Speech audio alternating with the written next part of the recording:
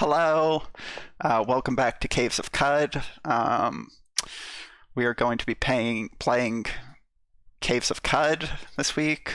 No one is in chat yet, so I'm allowed to say whatever I want. Hello. Seawolf, please introduce yourself. Hi. All right, now Seawolf, reintroduce yourself except as one of these 6 people. Okay, let me see who these guys are. Oh my god, this is... I need to open it up in Discord. Were you trying to open it in the Twitch stream? Well, I had the Twitch screen open, and then I was like, oh god, this is too tiny. Which is still tiny. The only difference here is chat is my eyes, so it's still not super big for me. Okay, we got Gorbachev, okay. We got Grigory Ramondi, Konstantin Chernenko? Yes. Also, that's Romanov. Yes, it is Chernenko. Oh, this is Romanov. Okay. What did I say?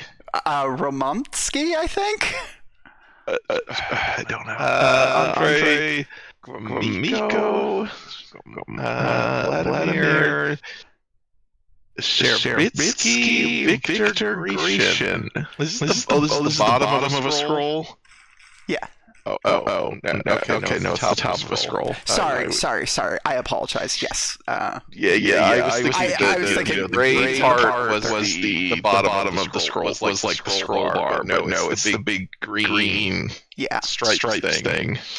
Well, unfortunately, my knowledge of late Soviet history is such that I only recognize for sure one of these names. That guy sucks. So.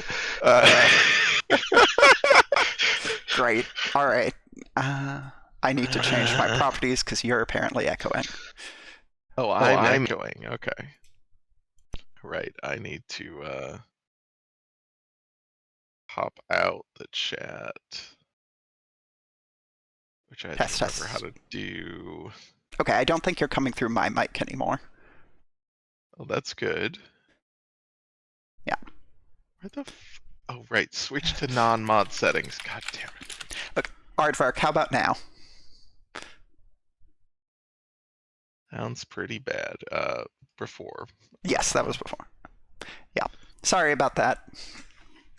I forgot my audio settings were fucked up. Thank you, voice meter.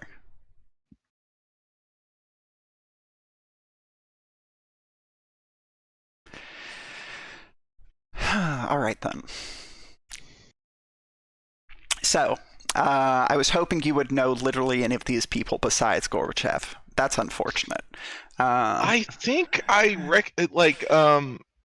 Chernenko sounds vaguely familiar, but I don't know if that's just because he has a name that sounds familiar from other things. Sure. Thanks to a happy coincidence, the poor quality smoked fish was eaten by his guard, and the general secretary, who had not been poisoned, did not go for asthma treatment to the high-altitude sanatorium in Kislovodsk offered by Gorbachev and Chazov.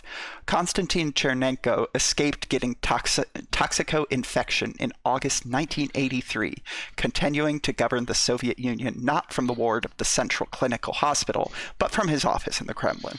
However, the 73-year-old Secretary General's lung disease is progressing, and he realizes that he does not have long to live.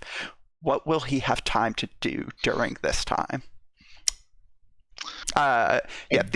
Yes, so I did know this guy because he is one of the general secretaries, but for a very short period of time. Where he just fucking died immediately. Like William Henry Harrison of like the Soviet Union.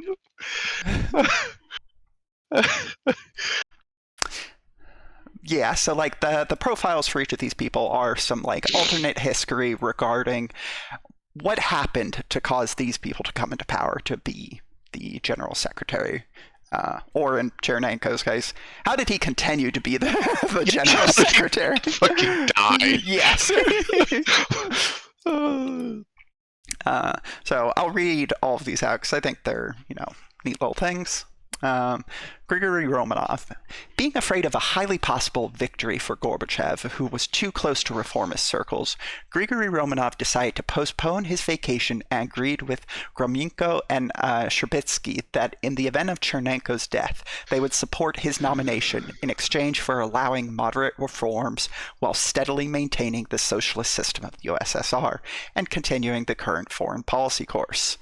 Finding himself in the minority, Gorbachev did not go for the position of General Secretary, and the plenum of the Central Committee elected Romanov as the head of the party.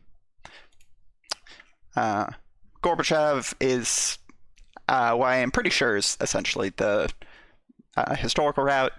In agreement with the moderates and reformers and relying on Andropov's cadres in the Politburo and the KGB, the youngest member of the party leadership, Mikhail Gorbachev, convened the Central Committee plenum with phenomenal speed.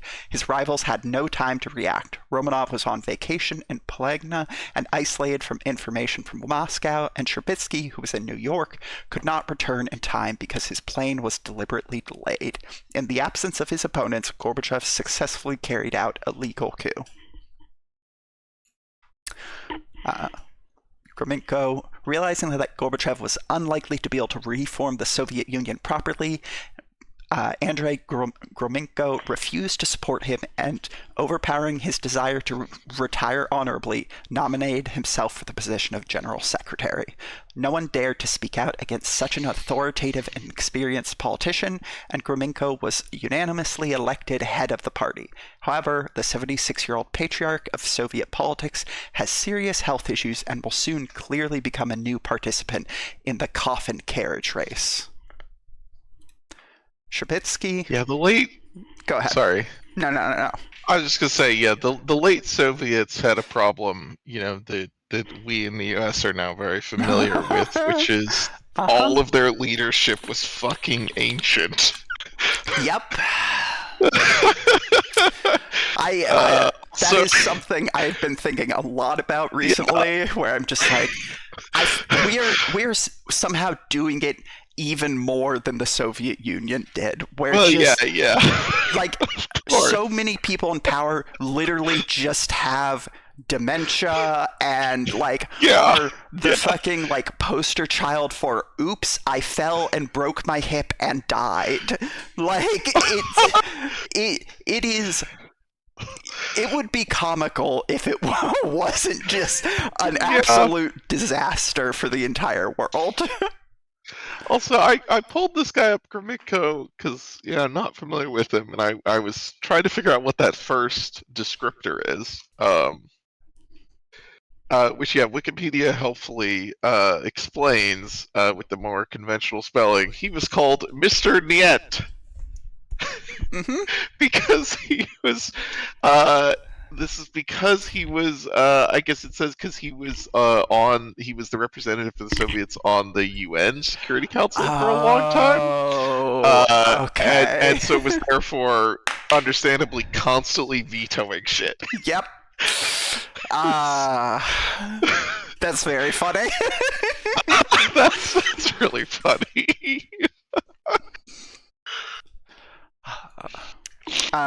Vladimir Sherbetsky.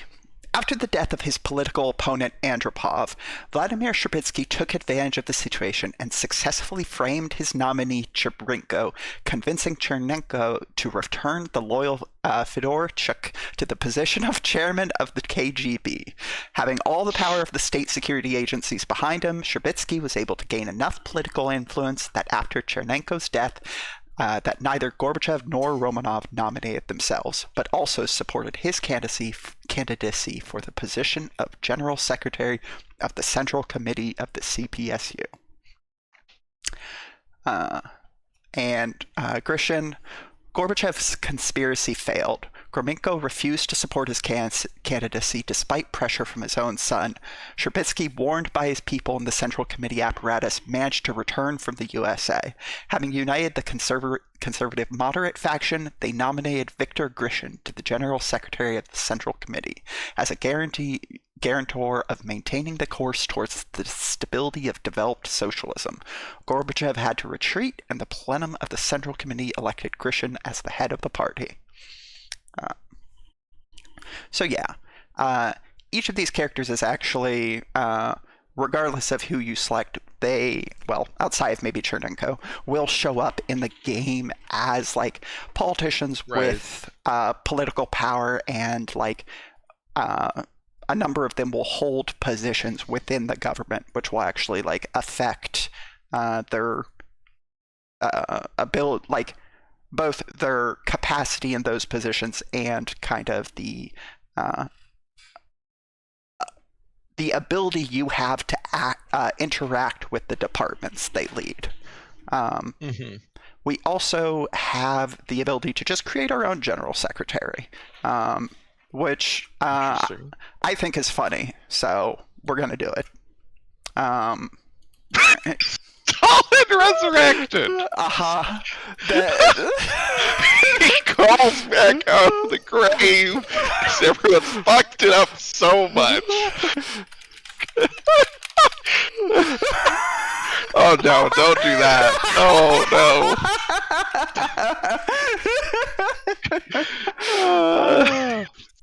God, that's really funny though. So like you just get portraits in the process of playing the game for the like create a character function, and it is okay. You gotta unlock them. Yeah, like I don't know the specifics of what unlocks them, but like the very first one I got was Stalin, and I thought that was very funny. I was like, sure. Yeah. So when you are creating a general secretary, you need to essentially, you have a number of points depending on how old you are. Obviously, the advantage of being younger is you're not at risk of immediately dying, but you're going to be less skilled. Additionally, you have a number of traits. You need to take 4 traits in total. One of them must be associating with one of the factions in the game. There are 6 total factions, or 8 total factions, I mean. So, Social Patriots, Oh, that sounds bad.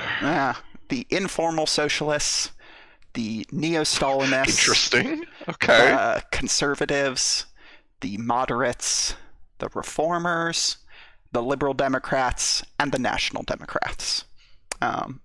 We'll be able to like get some more information about these parties when we actually go in the game. They'll have like short descriptions associated with them. Yeah, I would love to know what the definition of some of these is. So we're just going to be conservative.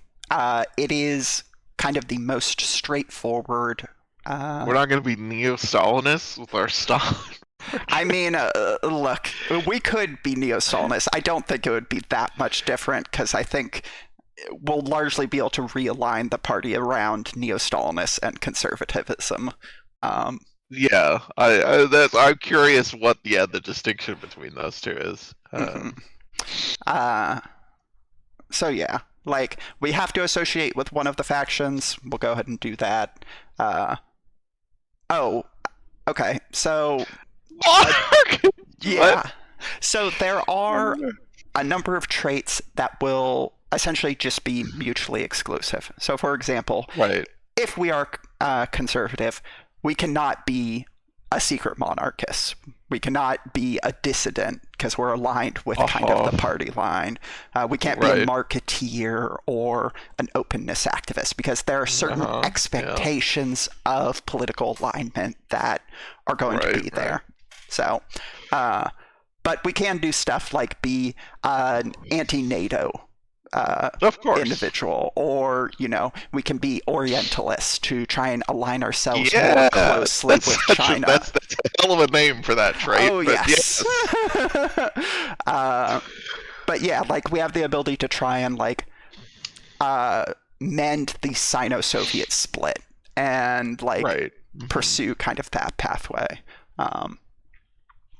But yeah, I'll just each of these traits is going to give you some bonuses based on your stat levels.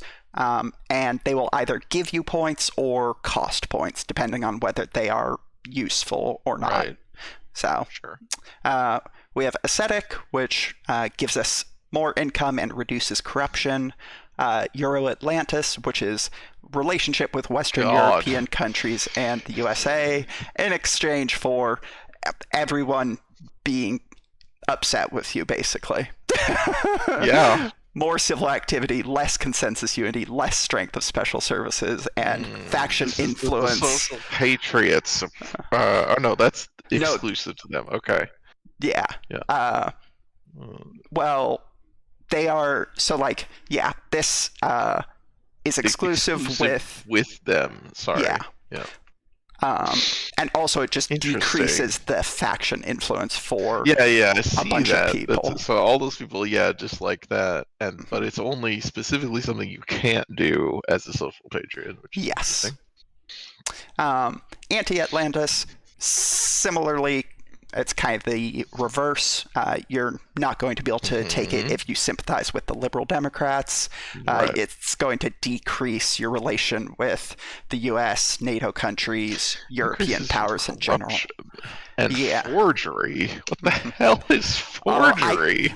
I love forgery. So forgery in this game is there are a lot of things that affect the various statistics. Forgery specifically, what it does is it makes your statistics screen incorrect. As you are being given false reports. Jesus. Great. It's amazing. I love it.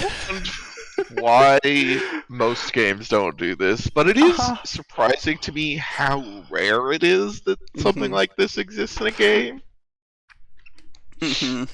Where the game just lies to you about what the numbers are. There's a lot of games that will obfuscate numbers, that will have a kind of intelligence system of although even that is fairly rare, but I guess there's basic fog of war type stuff. Yeah. But there's stuff you don't know and there's stuff you know is basically the extent that most games do. Yeah. But the idea that there is information that you think you know but is wrong. Again, I understand why that's a very tricky thing to do. And a lot of players aren't going to like it no matter how you do it. But I am still surprised it's not something that happens more often. Completely understandable, because gamers are babies, but it fucking rules, actually. It's weird that there's not a small niche of games that do this kind of stuff, that do that. The one that immediately comes to mind, and this is so weird and out of left field, is Massive Chalice. The Double Fine, Double Fine, what's the and how am I trying? It's a squad tactics breeding game. What's the Fire Emblem? That's what I'm looking for. Oh, okay. I was I'm not sure which comparison you're trying to make. Yes. And so characters have traits like optimist and pessimist, which means their hit chances are wrong. Oh, that's so funny. Because they are overestimating or underestimating themselves. That's so good. Yeah, that was great. That was so good. And just games don't do this.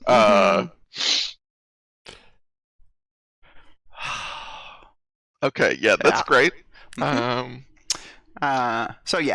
Anti-Atlantis, giving you loyalty with a bunch of factions.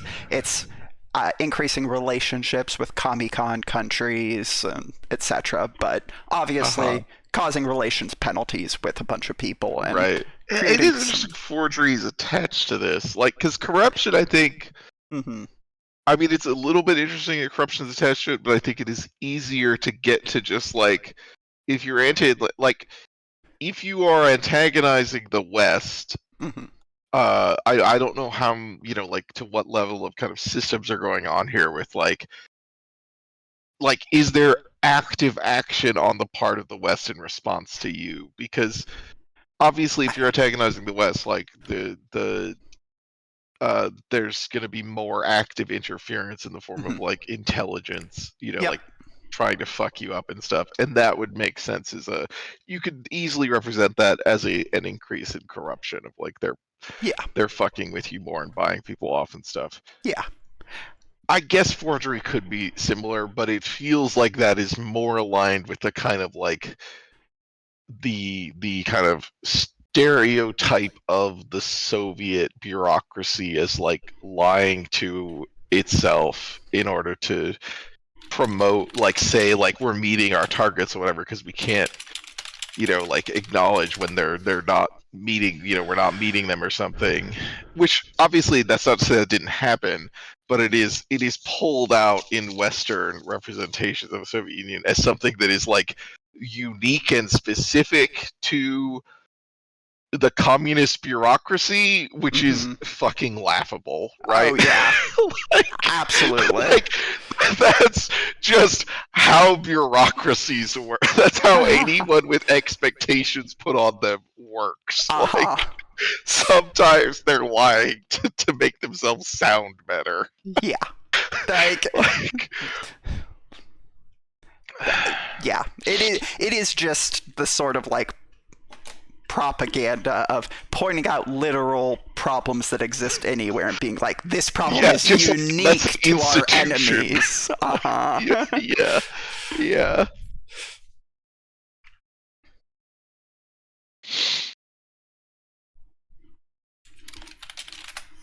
All right. Compromising. This is essentially like compromising not with like Atlantis powers, but rather like within the kind of political structure of the Kremlin and the Politburo. So it's like, yes, you are willing to like work within like with your ministers and kind of like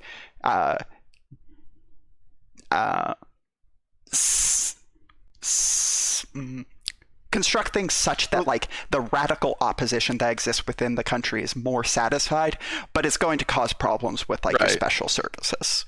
Yeah. This is because clearly from the attributes here, it's like presumably, I'm assuming spiritual contentment basically has to do with like how tolerant you are of like religious expression. Yeah. So like being more compromising about that, how you get into civil liberties, and like reducing the radicalism of the opposition because you're like, well, we're letting some, like we're not suppressing all that stuff, but then obviously making the hardliners more upset. And then similarly, the other side of the coin is represented as like it giving more strength to the conservative political institution and like giving you more political leverage to work with as you kind of like try and force through your own vision, but causing problems with kind of the liberal intelligentsia class. Right. I like that these two, are like clearly counterparts. Yeah. But they're not symmetrical. Yes. In their effects. There's a lot of things like that I actually really appreciate because it's so common in video games for, you have X trait and then inverse X trait. And, it's very easy to do that. And like just the way it's like, no, if you were actually going to kind of take the opposite tack on this, it's not going to just give you the opposite results. Right. You're going to meet different institutional resistance. You're going to like be able to accomplish certain things better that might not align specifically with doing the opposite thing.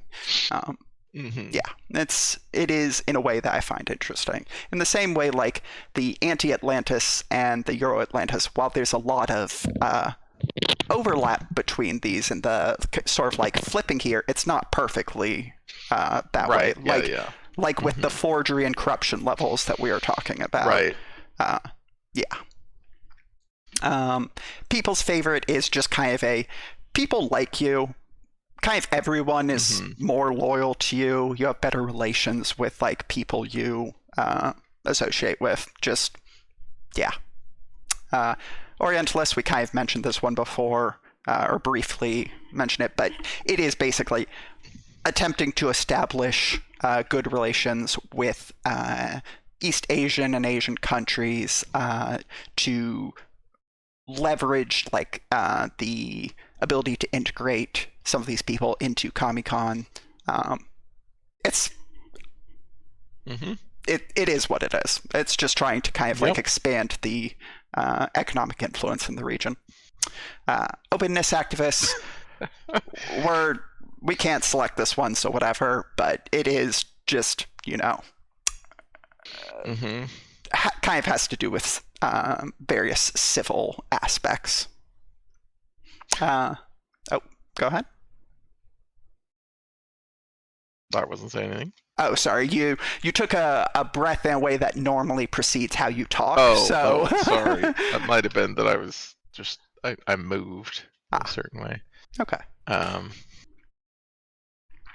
Technocrat, you have more research points, causes some vague problems with the intelligentsia and radical opposition. Is this a negative trait? Yes. So Interesting. The big reason why mechanically it gives points instead of takes them away is because strength of the radical opposition is actually the primary loss mechanic in this game. So it is a pretty punishing modifier. But we get cybernetic points. Yes, you're gonna love the research tree.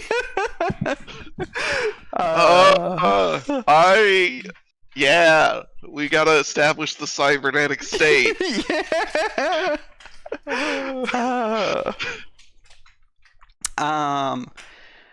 Economical is just gives income, reduces corruption, makes people upset because you're being stingy.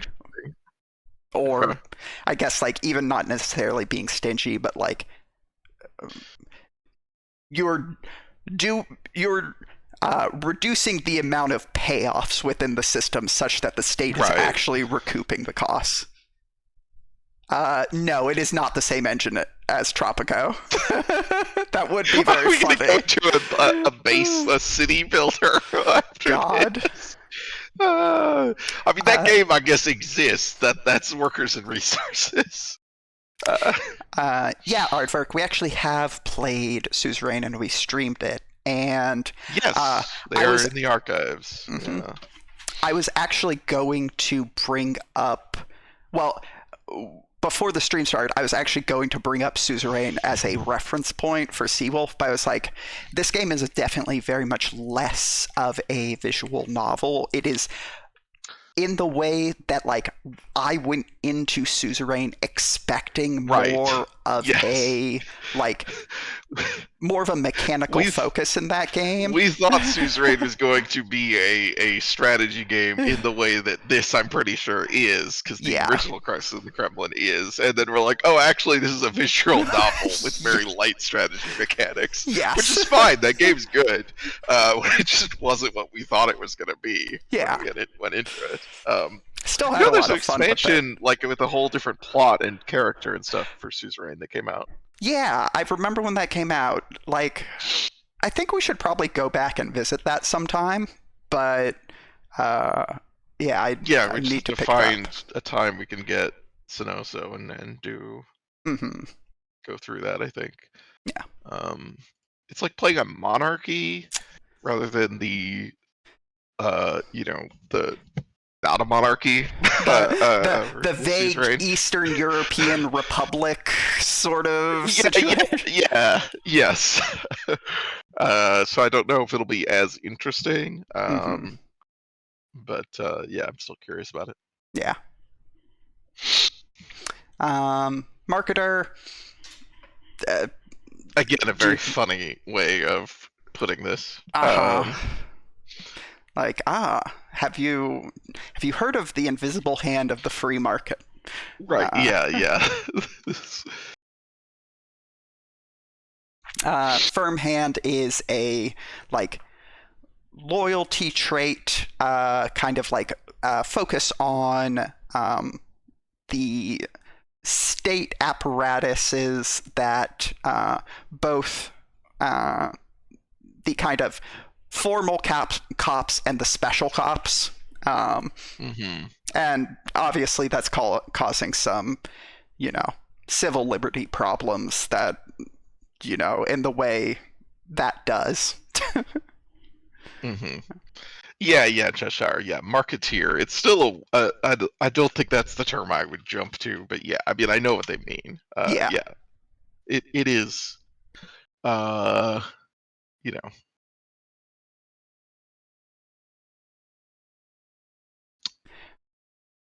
Anyway. Well, hold on.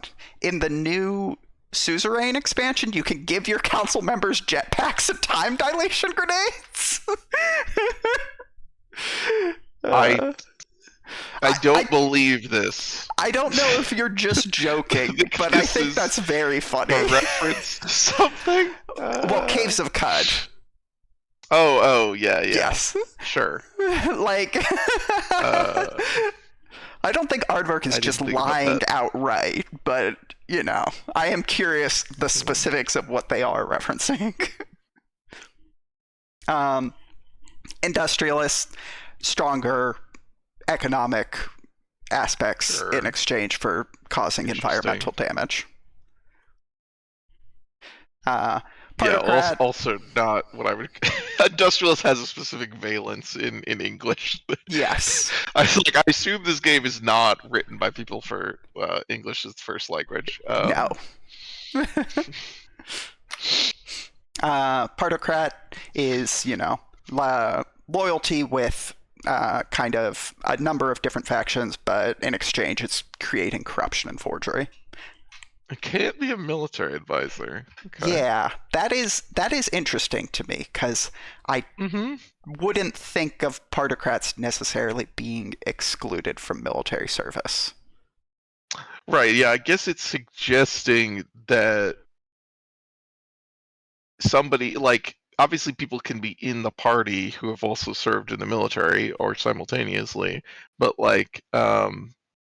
that this specific kind of figure is specifically someone who is who is part of the civil service, basically. Yeah. But nonetheless commands loyalty of the military. Yeah. Which, I mean, sure. Yeah. That's... It may be so military advisor in this case may specifically refer to advisors in detached advisors in military conflicts, as opposed to kind of military council members, if that makes sense. Oh, okay. So you can't assign this guy to go be the special envoy to the Afghan Civil War, but Gotcha. he could lead the Defense Department. Sure. Yeah. I mean, that's okay. Yeah. Rocket scientists. Yeah. Good. Efficient manager. It's just kind of similar to industrialists in terms of a lot of kind of generically good bonuses, kind of more focused on the domestic side as opposed to the economic side, such that, accessibility of education, healthcare, reduction in forgery, etc. Nuclear specialists. Oh. Yeah. Political authority points, Jesus. Yes. So, because one of the things with political authority points in this game is that a significant portion of your income is dependent on people within the Politburo being loyal to you. As the more people who have positive relationships with you and are loyal towards you, the less political pushback you receive, so you have more ability to actually push your particular political agenda. So by aligning ourselves with the conservatives here, it is the primary block of the Soviet Union currently, and will be able to make some decisions and like event choices that will kind of empower the conservative bloc of the party in exchange for like whatever disempowering like reformers or liberal Democrats, etc. So one of the advantages we have by playing a conservative aligned character is we'll have a decent amount of political authority to work with. Okay. Yeah. But yeah. Sorry, I just saw the next one. Yes. Okay, that's interesting. What the fuck does this represent? I mean, I feel like this is just maybe instead of conspiracy theorists, they should just say paranoid here. I guess. Okay, looking at all of it, it makes sense to me. Outside of the spiritual contentment is what threw me as the second one. That. And I'm like, I still like, looking at everything else, I was like, okay, this is the like the paranoid, the sort of caricature of Stalin, in the Purge kind of stuff. Like that makes sense to me, but I don't understand the spiritual contentment component. I don't either. I'm not sure.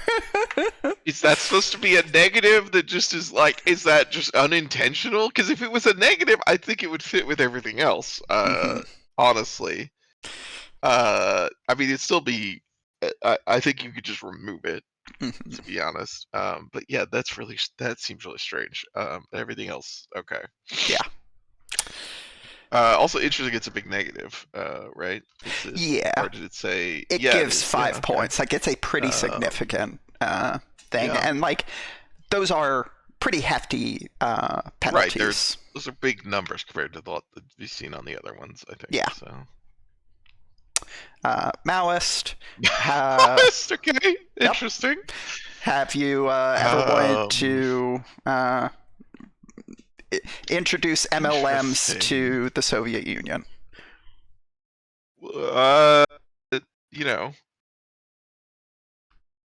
Depends on which one, but yes. Well, yes. No, look, I think you know which MLMs I meant. Poor recruiter. It's the opposite of efficient manager in terms of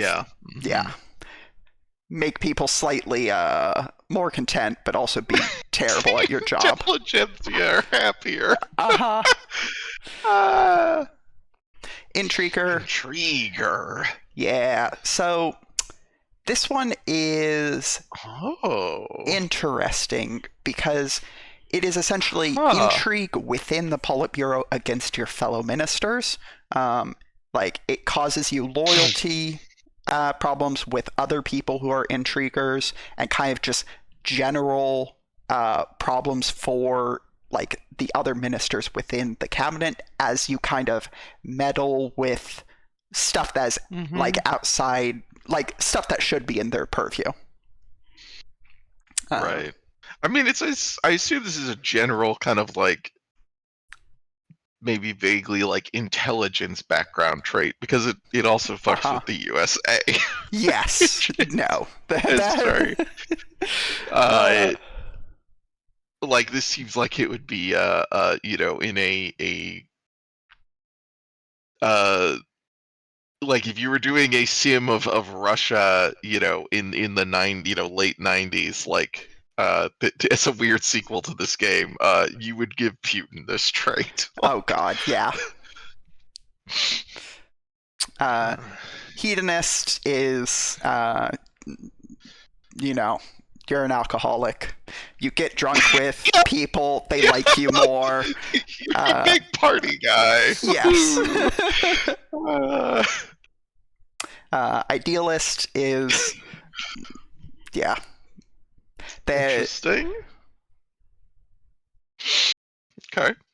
Nationalist, this is kind of like specifically focused on your like country nationalist as opposed to a Soviet Union Ah, nationalist. So yeah. Okay. yeah, causes problems with subject states. It creates like oppositional elements within the government. Yeah, uh, but causes problems for the USA. So Yeah. uh, unambitious is just I'm lazy, and you, people don't like that. Except the army. The army loves a general who's not going to yell at them. Yeah, yeah. If the civilian leadership's not going to tell them what to do, they're like, great. Yeah. Arbitrary. I don't know, man. This one is. Reduces corruption. I I can't explain this one. I think Is everyone like too afraid of you to be corrupt themselves? Like, is that? I don't understand. maybe because it does cause like forgery levels to go up, but corruption to go down. Where it's like they are giving you false information because they are not. Right. Like they're afraid of you, but like it feels weird to me because like Yeah. it would be the sort of thing that you think would be under like intriguer or something. Mm-hmm. So I don't know.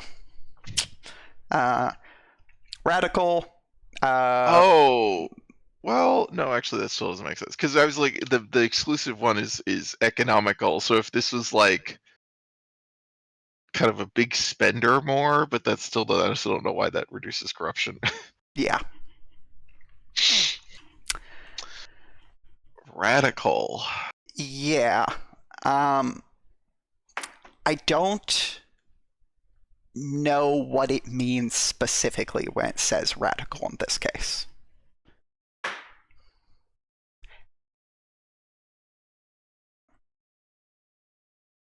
Huh. That could be it, Aardvark. Like, I think that makes a certain amount of sense. Yeah, that's kind of what I was. Yes. I think that's a better way to put it than what I said.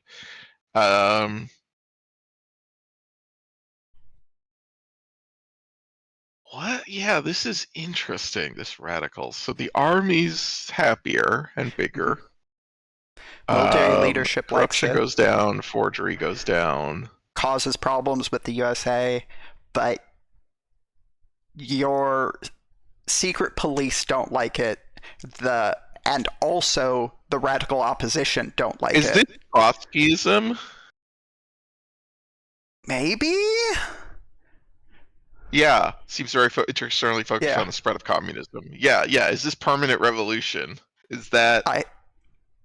And that's so the army's happy. You can build better relationships with other communist countries, but you're you're also emboldening the opposition, and your actual subjects are unhappy because you're focused externally. Interesting that corruption and forgery go down. I mean, yeah, because this is opposed to peaceful. Yes. Yeah, I think that's what it's. I think that's the kind of the vague implication. Which I guess referring to like Trotsky is like in the same realm as like ultra leftism, know, as a kind of term. So like radicalism, does make a sense in there. Not that ultra left and Trotskyists are not the same thing. They would hate that, but just like similar realm of like. I mean, what from the other side you would call like left deviationism or something, Maybe I mean Trotskyism's kind of weird. It's kind of hard to categorize in some ways. Anyway, peaceful. Yeah. increases your relations with NATO, the West in general. Yeah. Kind of self-explanatory, I feel like. This is a doomed tactic. Yes. And then you can be an intelligentsia yourself, and okay, interesting. Yeah. So yeah. Number of ICBMs? Sorry? Yeah, no. That's a stat, don't you know? What a modifier.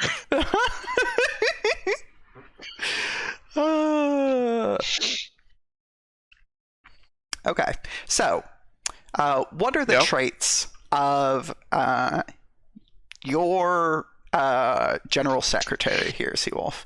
What sort of goals do you have? Pro-China. Okay, so you want to be Orientalist. Do you want to be a Maoist? I was trying to remember what it was called.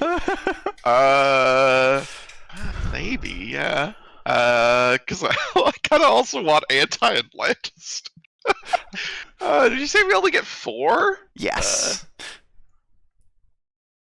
You can only... Yeah, you have to have 4, and you can only have 4. So you have 4. Yes. Okay. Yeah, sorry.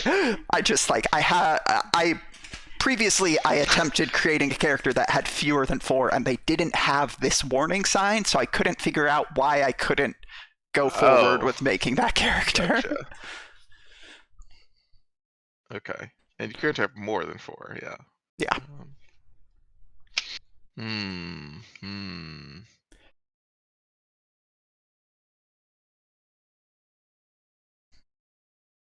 What does Maoist do? Causes like... It's just like really doubling down on all of the other 2. Yes.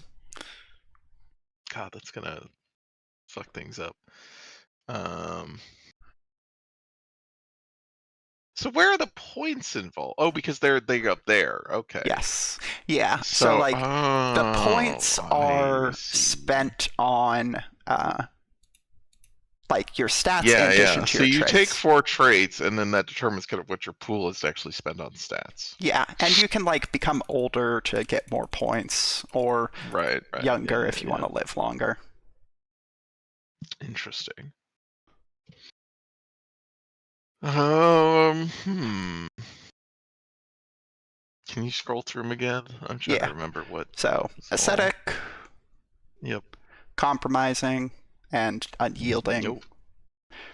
People's favorite. Okay. Technocrat. Economical. Firm hand.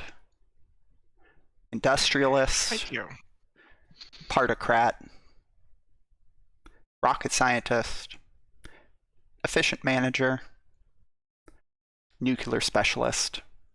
Doesn't give you more ICBMs, notably. Conspiracy theorist.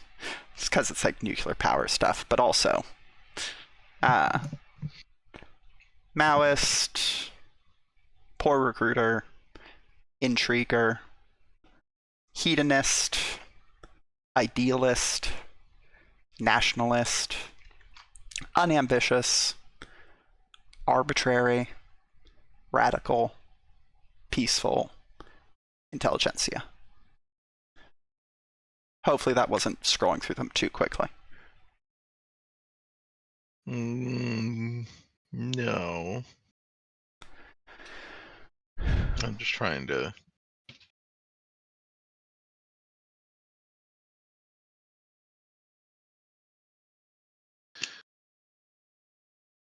I mean, what does our current traits give us in terms of... more relations with East Asian. Fine. And then bad relations with America. That one... Well, yeah. It's like it's corruption, forgery. I was looking at the negatives, yeah. And what does the actual conservative one do? Is that it doesn't do anything aside from the actual alignment? Okay. Yeah. Gotcha. Okay. If you're worried about the corruption and forgery, you could go Maoist and Yeah, we combat. could. Well, I was worried about, like, I didn't know I couldn't remember if those had more radical opposition bonuses. Yes, But they they do. don't. Oh, the two up here. Sorry. Yes. Yeah, the ones that we already have. Yes. Although Maoist lowers our education level, It so I guess this is does. like cultural revolution Yes, Maoist, that is the which is idea behind it. interesting. Well, okay, so that's interesting actually, because this game. I mean, when does this game actually start? In the 80s. Yes, late 80s or early 80s actually. Because I think it's 84, but I could be wrong. When does Chernenko dies historically in 1985? So around. Thank you, thanks, Cheshire.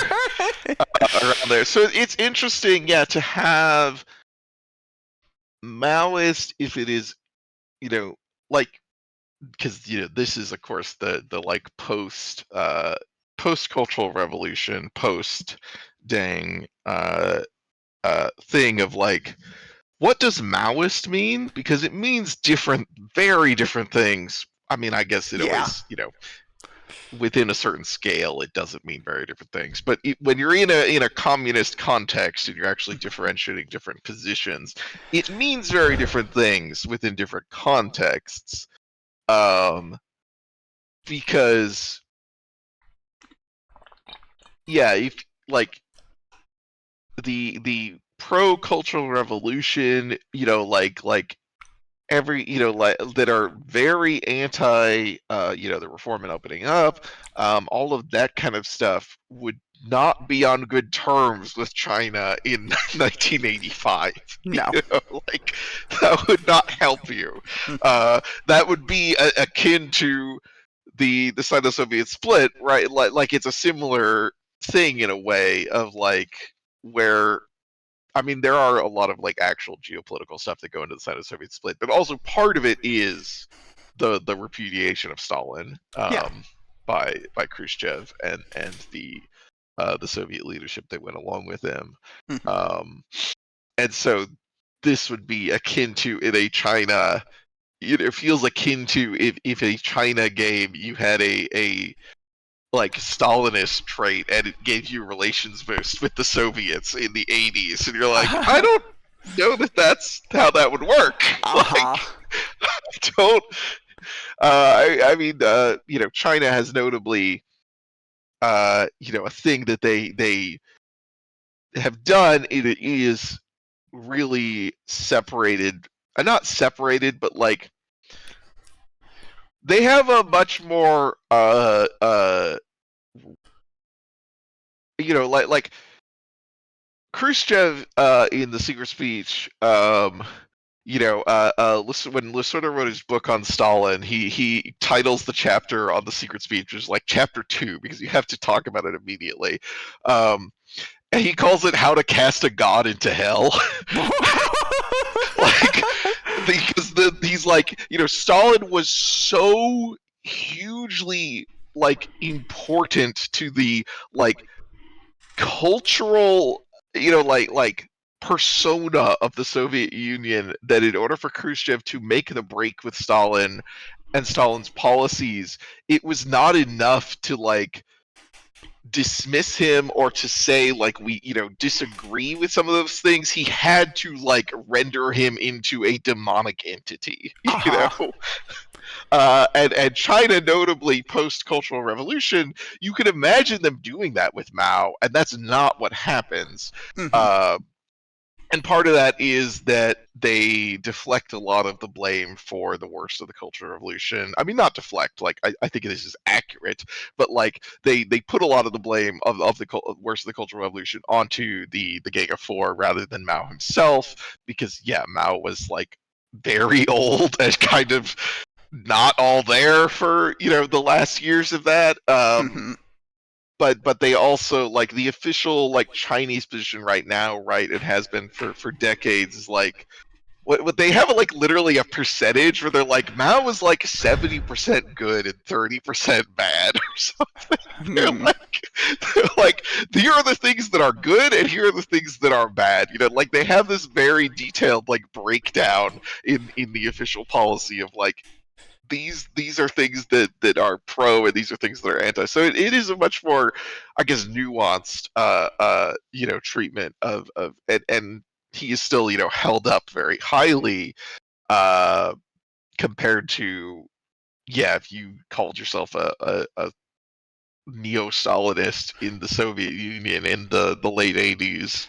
Mm-hmm. I don't know how well politically you would be able to do.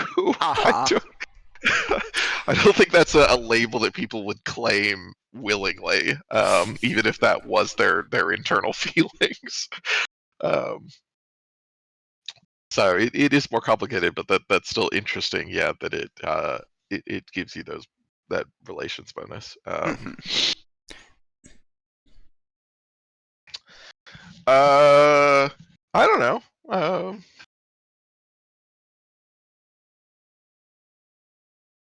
What do you think is most useful? That's. I feel like if you're unsure, like we could just go with one of the ones that doesn't really have any drawback, like whatever, Sure. efficient manager or nuclear or rocket scientist rather, something like that. Yeah, efficient manager seems fine. Okay. It's interesting. I mean, I'm curious to see how, yeah, the simulation of this plays out, because I think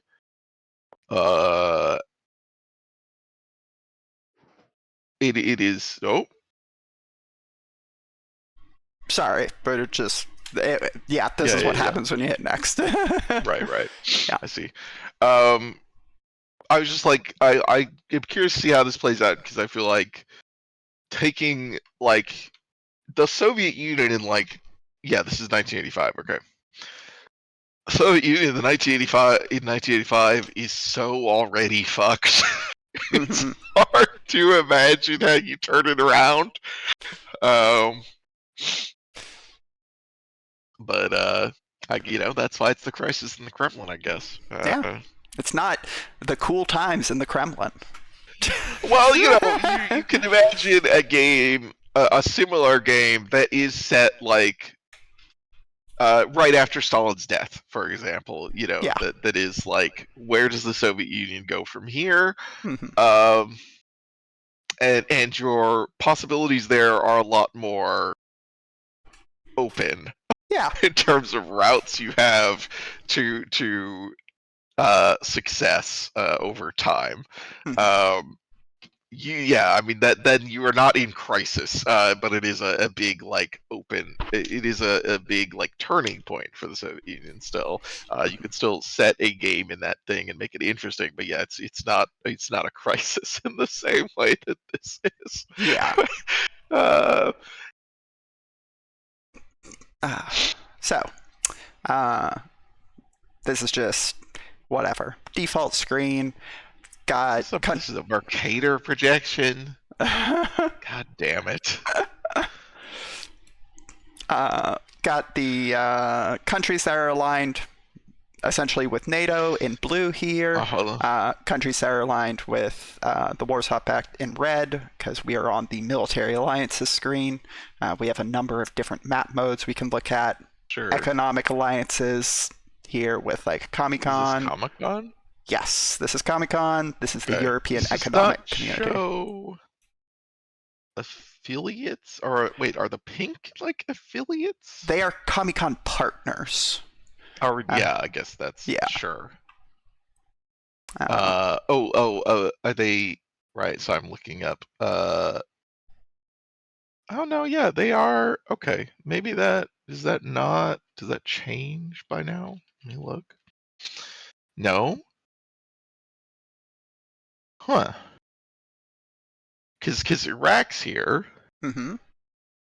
Yeah, so Iraq had observer status in Comic-Con from 1975.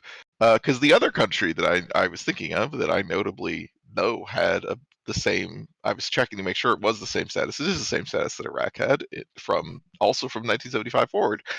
Mexico. Really?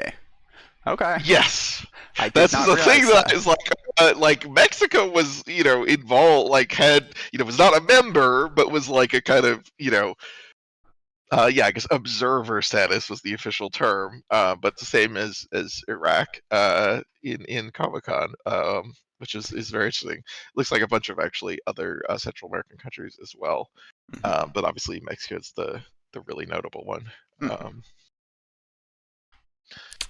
As I Huh. learned about that at some point, and I was like, the the plot of Red Alert 2, in which the Soviets invade through Mexico because they're secret ally, and I was like, okay, I guess there's actually the barest hint of something there that they're drawing on, and not just complete nonsense. Mhm. Uh, uh,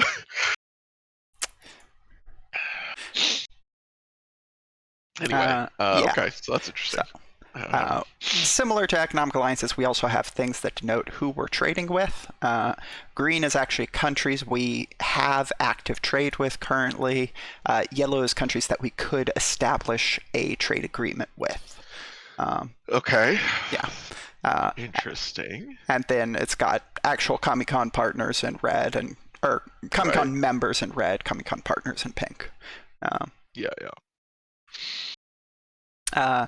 Influence is just what countries do we have like some amount of influence over. So we've got both like subjects and then quote unquote under the influence, puppets, you know, and then like what countries are various like states like sort of aligned with, because like there are a number of African countries that are actually under the influence of France, like former colonial Yeah. territories, stuff like that. Um, and then like yeah, similarly, we're going to have uh, the the same thing, but for the United States. Mm-hmm. Yeah. It would Ideology. be. Go ahead. Sorry. No, no, go ahead. I just, yeah, the calling out France thing is interesting because I mean, I think the game starts when you finish getting a character. Yeah. Um, like by 1985, obviously, like the NATO is very solidified. Sort of the Western Bloc is pretty consolidated. The institutions are in place. And like I don't want to keep saying stuff about like other things this could be because I think this is interesting and I do want to get into it and see it. But it does make me think about something that is set in like the early 50s as like the US is figuring out their relationship with the UK and France, and like the Suez crisis and all of these things playing out of like there's a lot of jockeying for position in those early decades of like how is this actually going to work? And like France is one of those big question marks where like they really things could have gone different ways, in Yeah. uh I mean maybe not really, but like it's a thing where you can imagine possibilities. Mm-hmm. Both really bad and really and better than what we got. Mm-hmm. So anyway, yeah, it's interesting just that it's like pulled out separately in that way.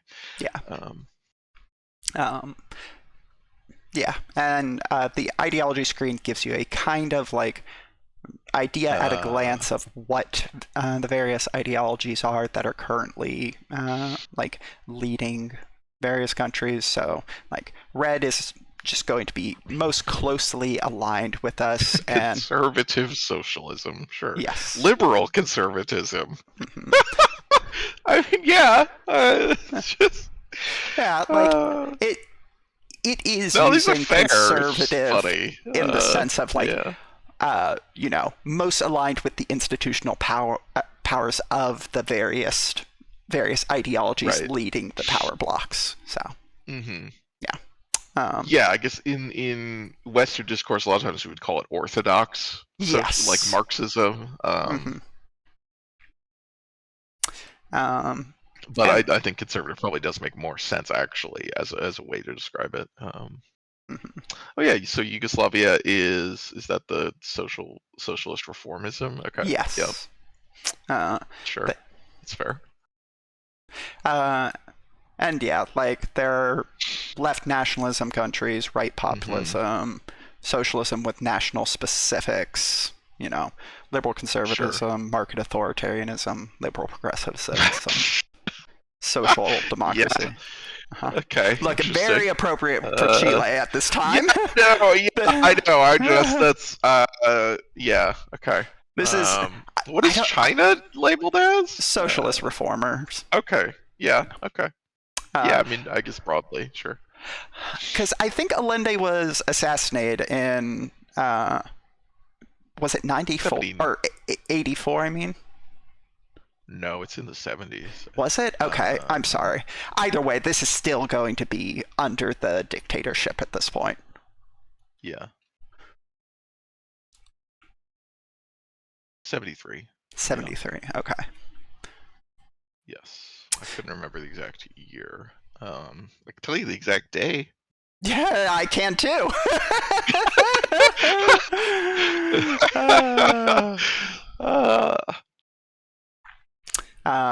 Relations with players. That's 9/11, folks. If you are not in the same brain as us. Yeah. God. Relations with the player. Warmer colors are more aligned with us. Colder colors more aligned, less aligned with us, rather. Or less friendly, I should say, not less aligned, because it is like there is a correlation there, but you can have have good relations with countries that are not politically aligned with you, and bad relations with countries that are. Yeah. Vector of foreign policy is more directly, are these countries aligned with you or not? Because this is actually like the liberalization kind of metric for countries. So like we'll see this once the month ticks over, and we'll actually start getting some numbers for these. But yeah, vector of foreign policy is more directly what country actually has influence here. Liberalization and separatism. This is specifically for countries within the Warsaw Pact. Because this is, or I think it might not be the Warsaw Pact specifically. It might be countries that are subjects or puppets of the USSR. Military bases. It is self-explanatory. State of emergency. Yellow? I believe we could place a military base here, similar to the trade agreement screen. Interesting. Yeah. Okay. We could make a military base. What it would do is cost us some money and political power to start with, but it would cause kind of alignment and more directly align them with us ideologically. But yes, obviously, repeating costs associated with maintaining the military base. State of emergency, we don't have any of those currently. So, military aid, both like what sort of things could we engage in and what could we not engage in. So like, yes, we can start military aid here or do a one-time sending of military aid, but can't do that in a number of countries. Just lets us know what's available. Subsidies, are we subsidizing anyone? We're not currently. Interference with other countries lets you know what one-time and monthly actions do you have available to us. I'd love to interfere by sending medical aid. Was that what? Yes, that was. Okay. Yeah. Send Start medical food aid. Start medical aid. It probably should say interventions in other countries, but Yeah. Oh, yeah, probably. But I do like interfere. Uh-huh. It's like those dastardly Cubans. Doctors everywhere. Sanctions, we don't currently have anyone sanctioned. And then, this is technically the coup d'etat stability. screen, but yes, it shows you the economic and social stability of a region, the stability of the regime, and like who has influence in the various countries. So, like, if a regime was to collapse, who would most likely be able to influence the establishment of the next regime? Mm-hmm. Yeah, so just useful information for our map modes. One of the big things is a lot of these screens have what specific interventions are available to you, so it's useful to just kind of like go through them periodically and be like, oh, I could establish trade with Laos or, Libya or etc. Mm-hmm. Yeah, so like yeah. So are these exist? These little icons are on every map mode. Are those wars? Yes. So like ongoing. Mm-hmm. Yeah. We have, oh my god. Yes. Each of these can be boy. zoomed in on to get a better perspective on the war. Oh boy. Yeah. So each of the provinces in the country are going to have various stats for what the control, supply, and morale levels are for the government and whoever the opposition is in this case. So, yeah, it is the current government of the Afghanistan and then the Mujahideen. There are a bunch of different actions we can take in terms of we can compel our alliance members to get involved in the pact, which will cause relation penalties with other Warsaw Pact members, but it would increase the morale of the various government entities in the region. Or we could subsidize the defense industry. Dio, shut the fuck up! Dio, it's shut the fuck up Friday! Or, we could carpet bomb them. Yeah, or use chemical weapons! Or tactical nuclear weapons. Oh, sorry, where's that option? Oh, right here. Under two below carpet bombing. Oh, there it is. Sorry. Yeah, I can't see your cursor, so I saw the pop up, but use tactical nuclear weapons. Jesus Christ. What is the Oppressa Liber? Leveraging socio-cultural training experience, we will infiltrate enemy groups with undercover agents. What? Yeah, we would need the theory of a network-centric army in order to do this. Theory of a network-centric army. Okay. So I guess let's go to the science so we can look at that. I see. So, De Oppresso Liber is the motto of the U.S. Special Forces. Like the armies, but like the actual, group called the Special Forces, yes. Not the general Special Forces, but so the guys whose job is to go in and organize insurgencies. Yep. Okay. That right, to free from oppression. Sure. Fuck off. Yeah. So each. Oh God. Oh no. Okay. Cybernetics and computers. So there are 5 different technology trees.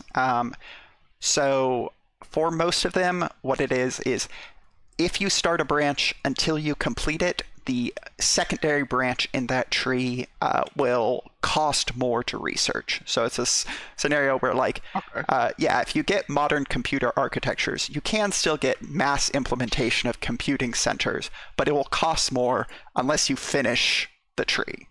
Like, so. However, we're gonna build CyberSyn. For military technologies, you can only go down one of these routes. Okay, good to know. And like, it is kind of like a centralized versus decentralized sort of military focus. Sure.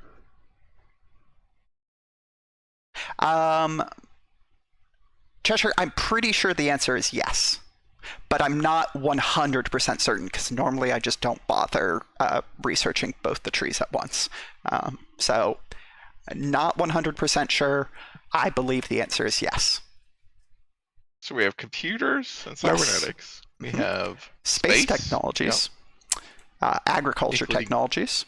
Diamonds? What's the diamond? Military orbital objects. Because yes, this is famously represented by diamonds. Look. I don't know what that's trying to represent. But okay, so military space, militarization of space versus more civilian. More civilian. Does the space treaties matter? That does come up in the game. Okay, I was like, because obviously no one's really felt particularly obligated by the space treaties, but it is like a thing that would cause diplomatic problems if you're openly, flagrantly violating it. Almaz is literally diamond. Okay. Thank you. I did not know that. That does make sense then.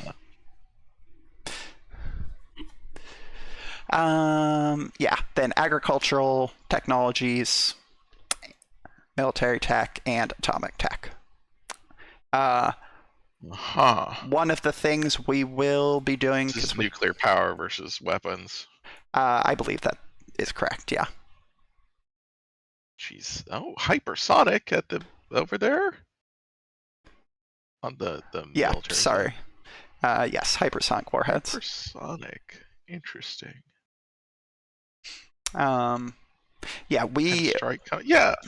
Interesting. These are under the hypersonic and the also the UAVs are under nuclear technology specifically and not general military technology.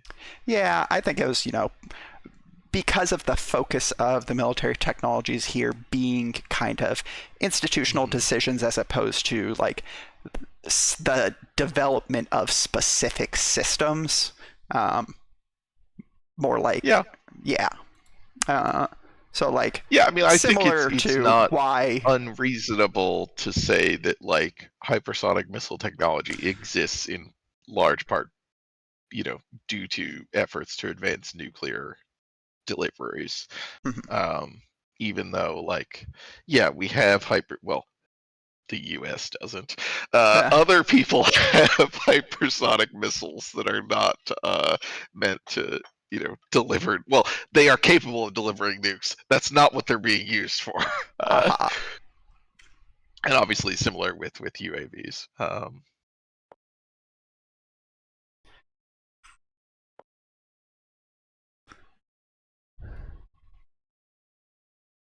OGAS. Yes. So OGAS is you had talked about wanting to establish a cybernetic state. This would be the closest thing. National Automated System for Computation and Information Processing. Yeah. The first socialist attempt to create a nationwide cybernetic network. In Wikipedia, categorizes this as part of a series on algocracy. Okay. Government by algorithm. I know a lot of people in America who would love to do this. Yeah. Yeah. So one of the things is because this does track some real world events. One of the first things we're going to research is nuclear power plant modernization. To avoid Chernobyl? Yes, to avoid Chernobyl. Okay. That's good. Yeah, that's all right. Yep. That seems important. Mm-hmm.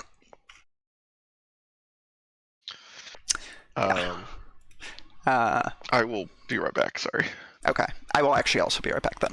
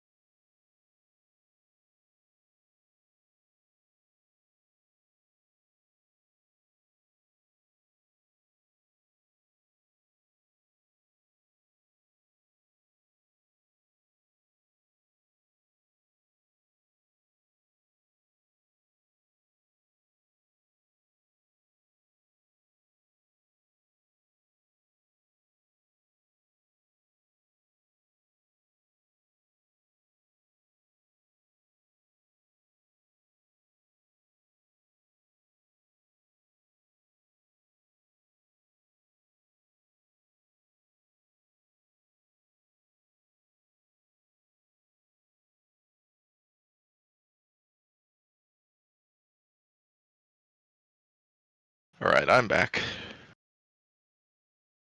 How's it going, chat? We're 90 minutes in? We haven't unpaused. That's how you know it's a good stream. IMO.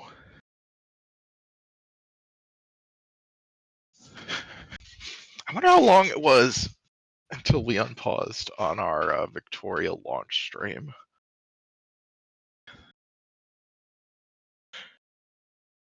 Pretty sure more than this. But I don't remember for sure. Dio. Ah, what's wrong?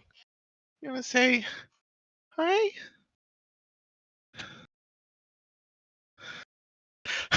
I think knowledge of the immediate future is a useful thing to have when deciding research paths. I wonder why more governments don't take advantage of that. Yeah, this is an inherent problem, obviously, of technology trees. I mean, or any kind of research system in video games. And I like, there's stuff like Stellaris where it's like there's draws and it's so you can't just like beeline for certain things as directly. But there's still like fundamentally there's just no way to like unless you are literally going to semi-randomize the like condition like the physics of the game, like what technologies do and like what things are actually possible. There's obviously no way to actually eliminate that problem. It's just you know what's good. You know what's going to work out.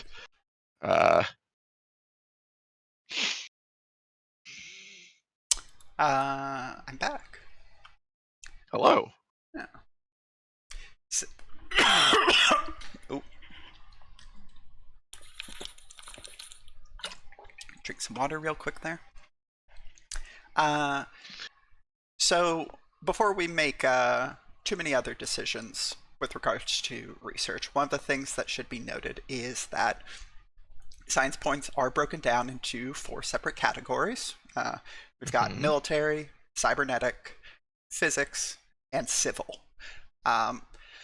Various technologies will not draw from all of these, so as you are researching them, it will only use specific ones. Oh, yeah, and, I see. Okay. Notably, that will make it so that you can research multiple technologies in parallel.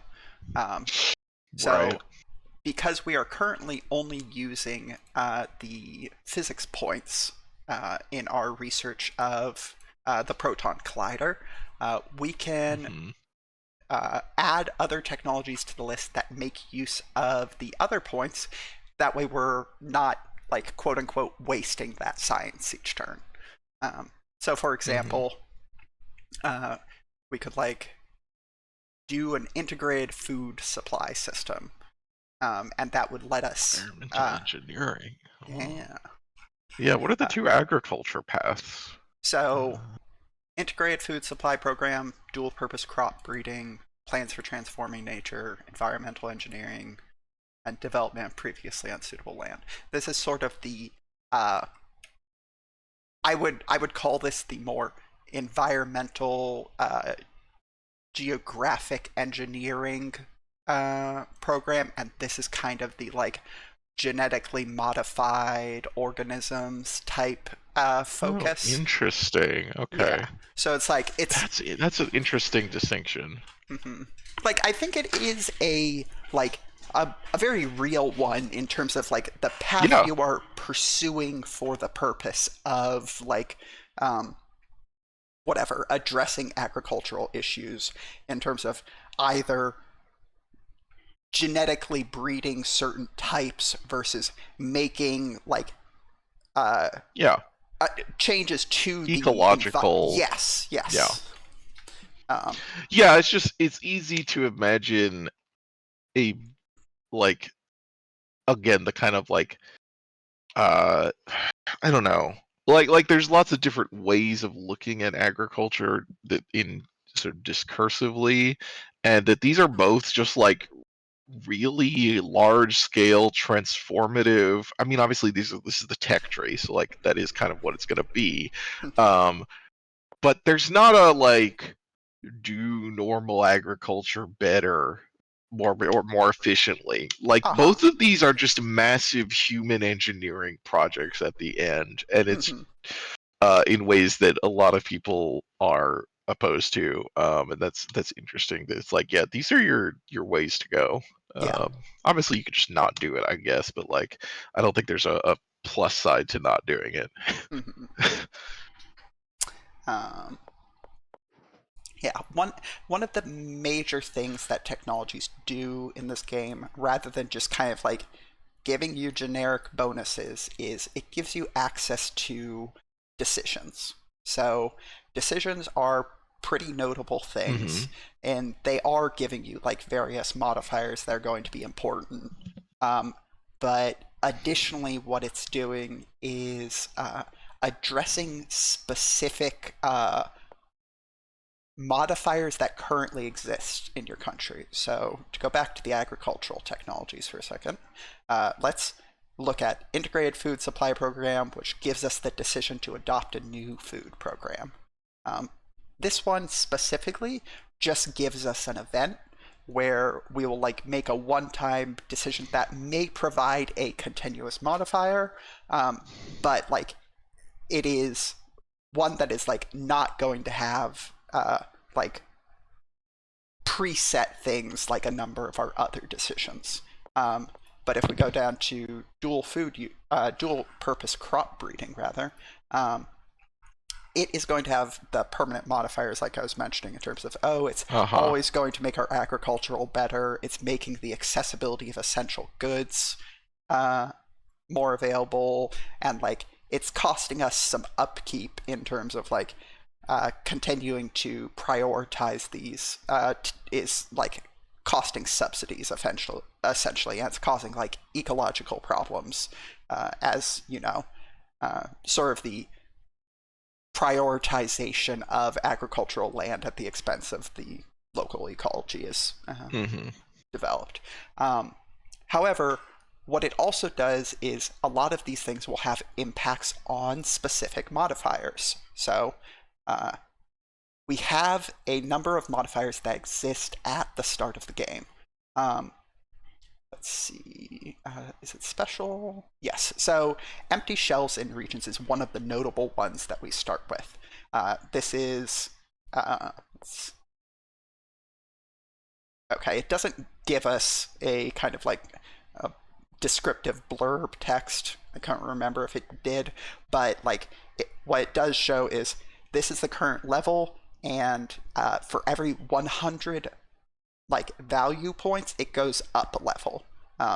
And currently, these are the various things that are influencing the amount that this number either increases or decreases. So we have some past decisions that were enacted by previous general secretaries that are currently having an effect on this. So based on the decision, return to the decision of the May Plenum 1982 and the May Plenum of 1966.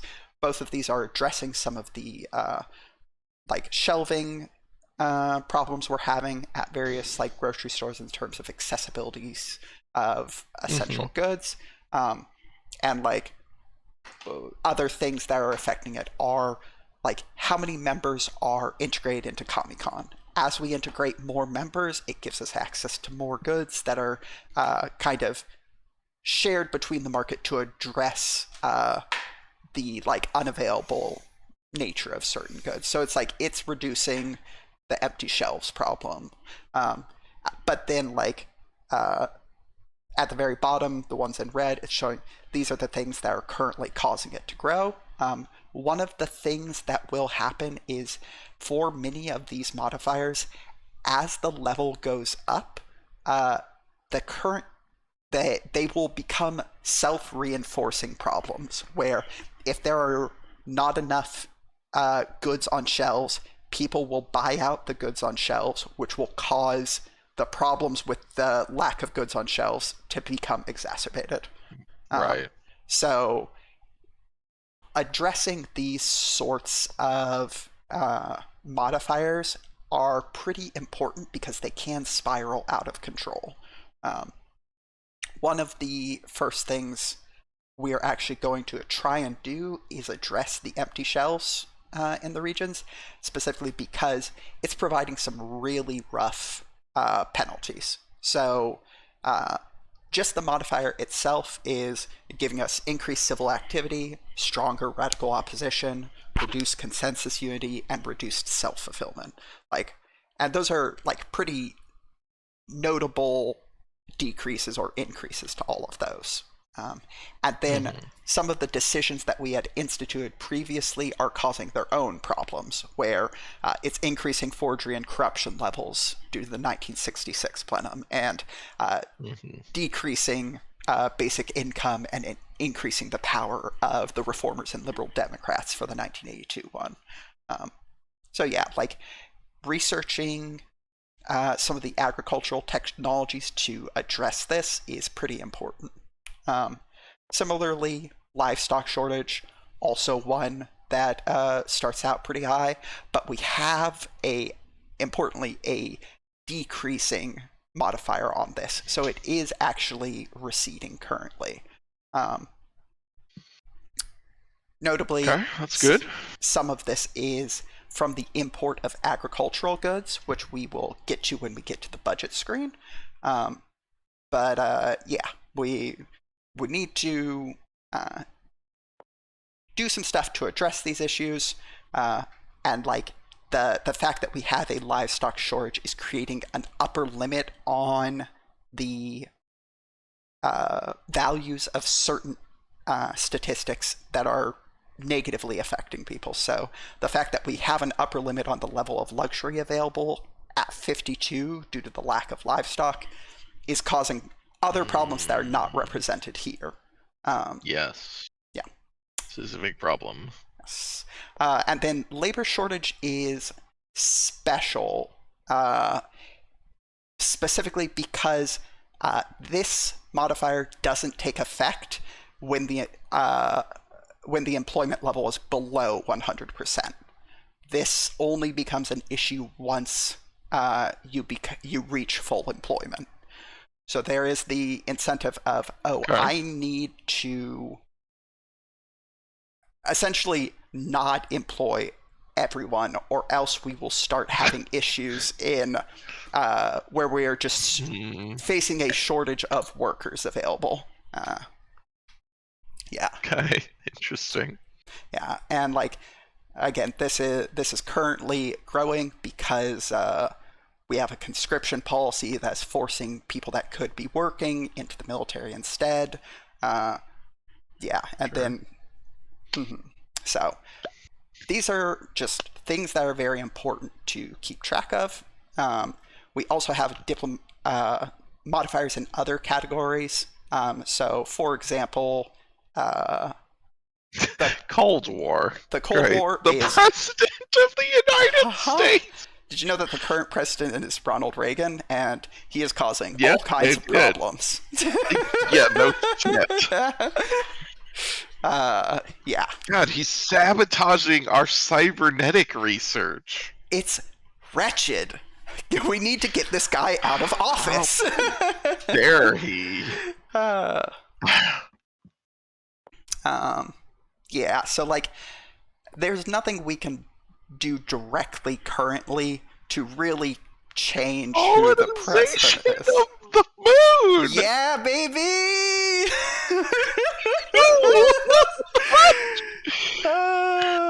Yeah, this is one of the things that could have happened during the Cold War that didn't. So, is that true? No, but it's fun to believe. Oh my god. Currency hegemony, yeah, that's a problem. Causing, a lot of bonuses for the USA because they are currently the hegemony, and then it's causing us relations penalties with Europe and China. Yeah, and one of the things to note is the upper limit of the global market share we can have is 46 due to the hegemony of the dollar. Sure. So, if we wanted to expand the influence of communism past that point, we would need to do something about the hegemony of the dollar. The patent system is actually something we can do something about right now. If I try and click the go to the decisions available button for currency of hegemony or like president of the United States, it just doesn't do anything because we can't do anything about the president of the United States. I don't think that's true.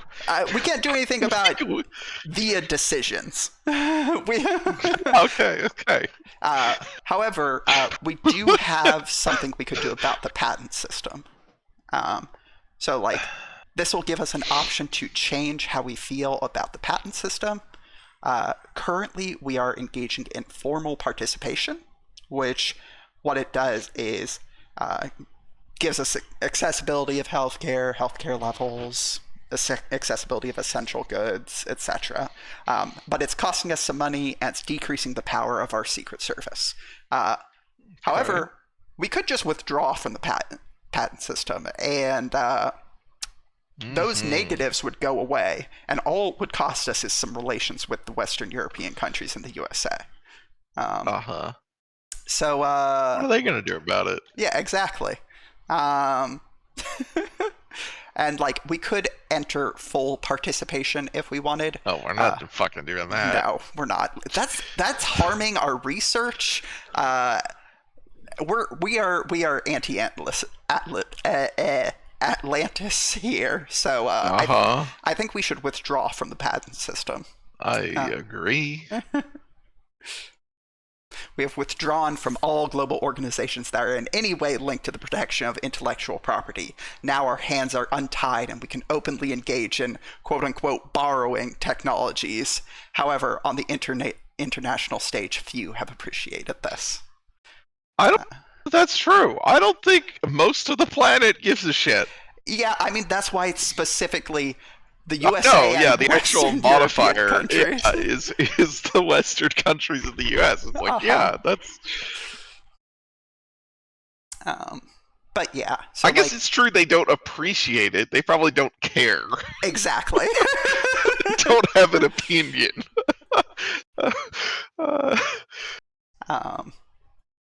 But yeah, like, we have alcoholism. The issue of alcoholism.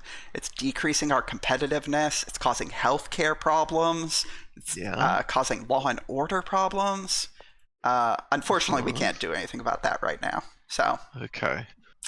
The intelligentsia are currently loyal, which is nice. That's good. The problem is penetration of postmodernism. Yes, that will God cause damn the it! intelligentsia I hate to be penetrated by postmodernism. So fuck. Get the Paris Review out of here.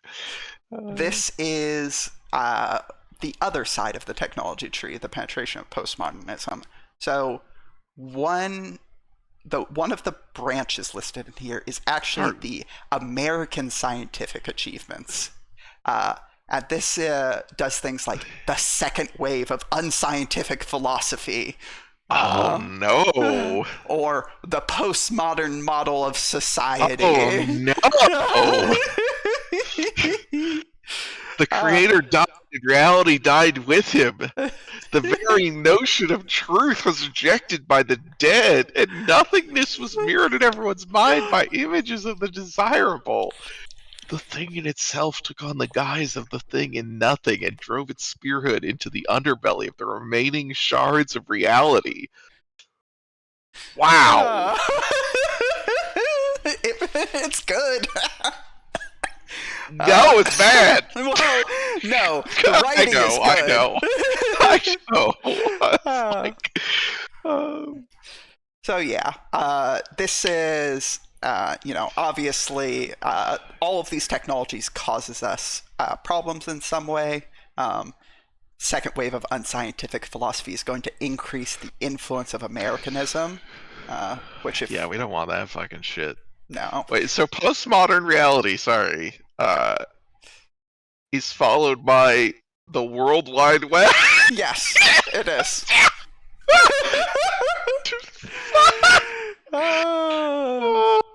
Like, you have to understand, like, these are not connected necessarily. These are sequential?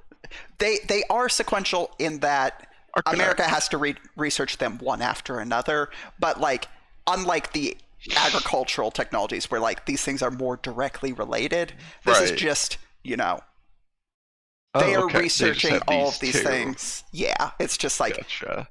The so the other side limitation is of UI. More space and military stuff, it looks like. Yeah. Brilliant Pebbles. The Brilliant Pebbles project is also part of the SDI program, but in the form of a space-based laser weapons rather than missiles. Okay. It proposed placing a system of more than 4,000 miniature satellites equipped with autonomous laser guidance systems into low Earth orbit. Each satellite weighing 14 kilograms was to be aimed at ballistic missiles rising from the atmosphere or any other space and orbital objects, including foreign satellites, and to strike them head-on at a closing speed of about 10 to 15 kilometers a second. The main advantage of the system was its relative cheapness and difficulty of destruction for a preemptive strike by the enemy. The system consisted of thousands of tiny satellites spread tens and hundreds of kilometers apart. Considering the complexity of tracking such small objects, the enemy could physically not destroy a significant number of them in a reasonable time. However, losses could be replenished fairly quickly. Standard methods of blinding and jamming the system would also be ineffective due to the significant number of satellites and the lack of integration of the system into other components of the SDI. What's the Kessler syndrome? There we go. I found Yes. it. Yeah, just like, what if you intentionally wanted to create Kessler syndrome? Basically, like immediately. This is What such a nightmare. We can create a nightmare in space much faster than you could stop it, sort of deal. Yeah. This is just make space unusable for everyone. God. But yeah, primarily these two branches affect the influence of Americanism and the new generation arms race modifiers. For a lot of these, if you research something before they research this relevant program, then the influence cost of it is, or the penalty from America researching them is decreased. So, again, if we go back to decisions, the influence of Americanism, currently level 1, basically causing relations penalties, strengthening the USA, strengthening the radical opposition, and causing liberalization. We just got to get USA out of NATO. Yes, should be easy. And then diplomatic that has no. New generation of maybe the modifier doesn't exist until they research the technology. But yeah, we'll go back and look at whenever they research one of the new generation of arms race things. But yeah, currently got a technological embargo from NATO, causing problems in sciences, industry, etc. We just got to dismantle NATO. Yeah, no, it should be easy. Oh, God. Yeah. Colonization of the moon. Good dealing with hostile embassies, just normal things. Very comparable. Yeah. So we have a lot of decisions available to us. Many of them cannot be enacted yet, either because they require specific policies to exist or technologies to be researched. So, for example, if we wanted to join the IMF, we would need to,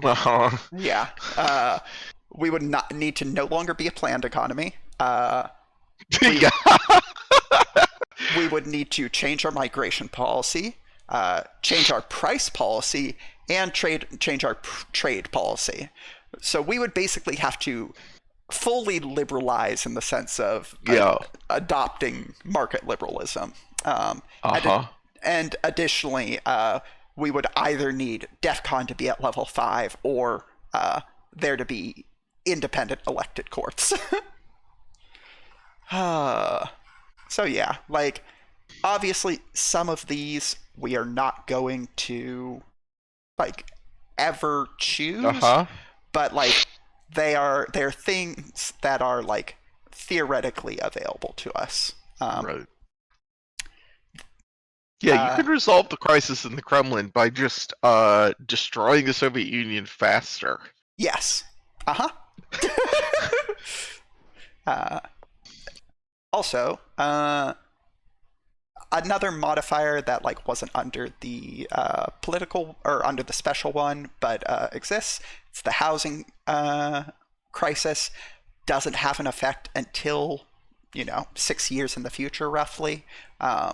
And these are basically we can do stuff to preemptively address this, but right now it's not having a problem because the housing crisis doesn't exist yet. But it's letting us know, hey, this is a thing that will exist if you don't try and address the issue. And one of the things we can do is actually renovate the housing stock to remove the Khrushchevaks, I think, from the housing stock. So we're not going to do that yet, but partially because I don't think this is going to come up before we finish the stream. I don't know that we're going to finish getting through all of the user interface stuff before we finish the stream. No unpausing.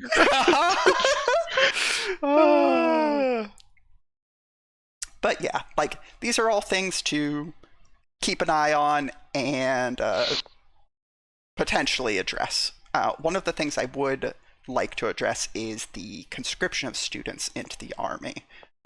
We can't enact this yet because we are having issues with the current average loyalty of the most influential politicians, and our political authority points aren't enough. But we would be able to address this if we can get those two problems solved, which I think we can. Okay. Yep. Yeah, and like, it's going to have a one-time effect of increasing the loyalty of a bunch of people, both the army, the intelligentsia, and a bunch of different politicians. But it is going to cause problems with a number of specific politicians, either people who are anti-Atlantis and think we should be continuing to mobilize the military, or, Sergei Sokolov, who, if I had to guess, probably the, Minister of Defense or whatever. Let's see. Occupying positions. That is who he is, yeah. Yep. There he is. Yep. Minister of Defense. So, yeah. Still, it causes pretty widespread problems, both in terms of employment. Yes. And, I mean, it's 1985. Issues. We're not gonna win the Cold War and resolve the Soviet Union's internal problems by overrunning Europe. Yes. I mean, it is interesting. We were talking about the tech, the tech tree, like the foreknowledge of going into the tech tree, and I think if you had asked somebody when Crisis in the Kremlin came out originally, the original game, which is the early 90s, I think. Yes, it was like 91. Oh God, that's kind of wild. Yeah. I would say I don't think it was like you would go into. It's like, well, yeah, like this is an open question. I think of like, how do you avoid the Soviet Union's collapse? Like, what does the Soviet Union need to do? Obviously, that's not like a solved question or anything. But here in 2025, if you say, hey, if you're a giant communist superpower, how do you preserve and ultimately advance your interests against the United States? That is an answer. That is a question that has a much more direct model for you to base yourself on. Yes. like, how do I do what China did?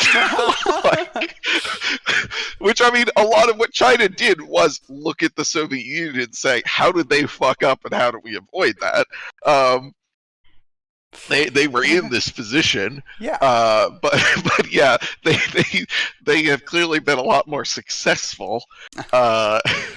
So you're like, okay, yeah, what that would kind of be the most obvious thing, is like, well, how do we pursue their path? And I am kind of curious if that is like, a thing that. Like, is that a thing that works in this game? I would be curious. Yeah. And not that also, China's path has not been linear. There has definitely been like push and pull between. I mean, I think most directly the reform and opening up did push towards liberalism that has then been pushed back to back towards the kind of Marxism, like. But anyway. One modifier I did just want to call attention to is the period of settling into the job. One, costs us a bunch of political authority points. Two, we can't pass it. Just a time thing? Yes. Okay, this is us settling into the job. Yes. So it is active for a year. Gotcha. Also, this fucking icon. It's good. I fucking love it. Yeah, that's good. Yeah, this happens anytime the general secretary is changed. Generally, because the person occupying it dies. Yeah. Because I think if it changes, otherwise you just lose the game. But yeah.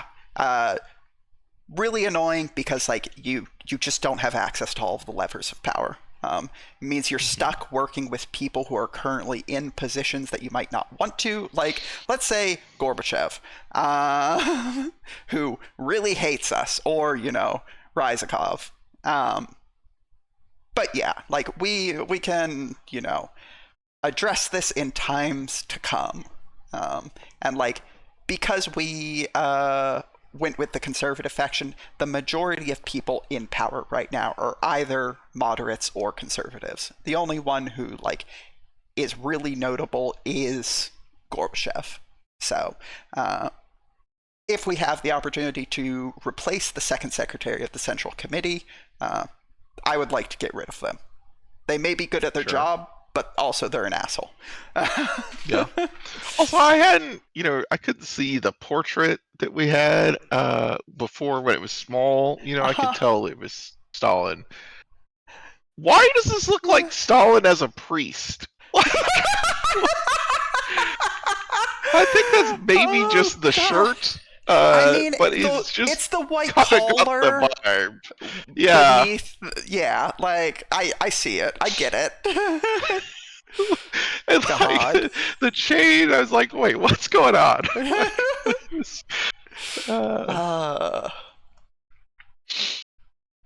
Yeah. Gorbachev will probably be a problem.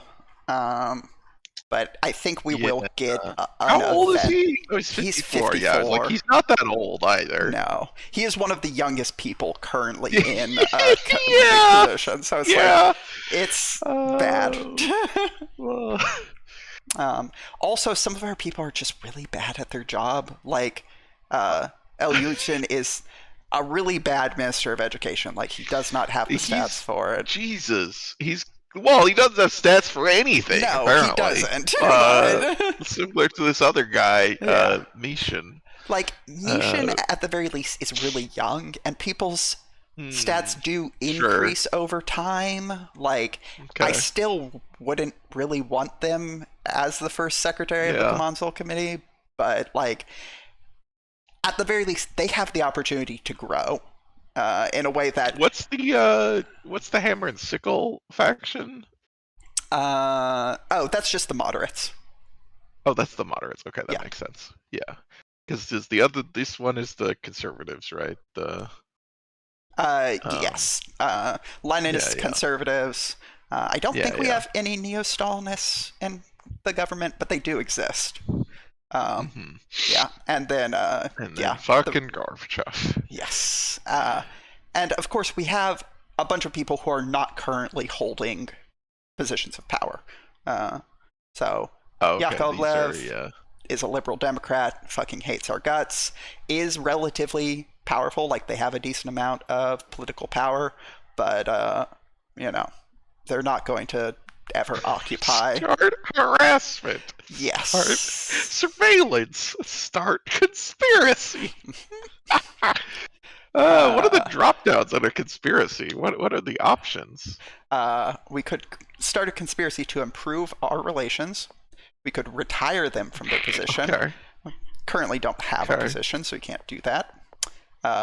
We can try and get them to change their politics.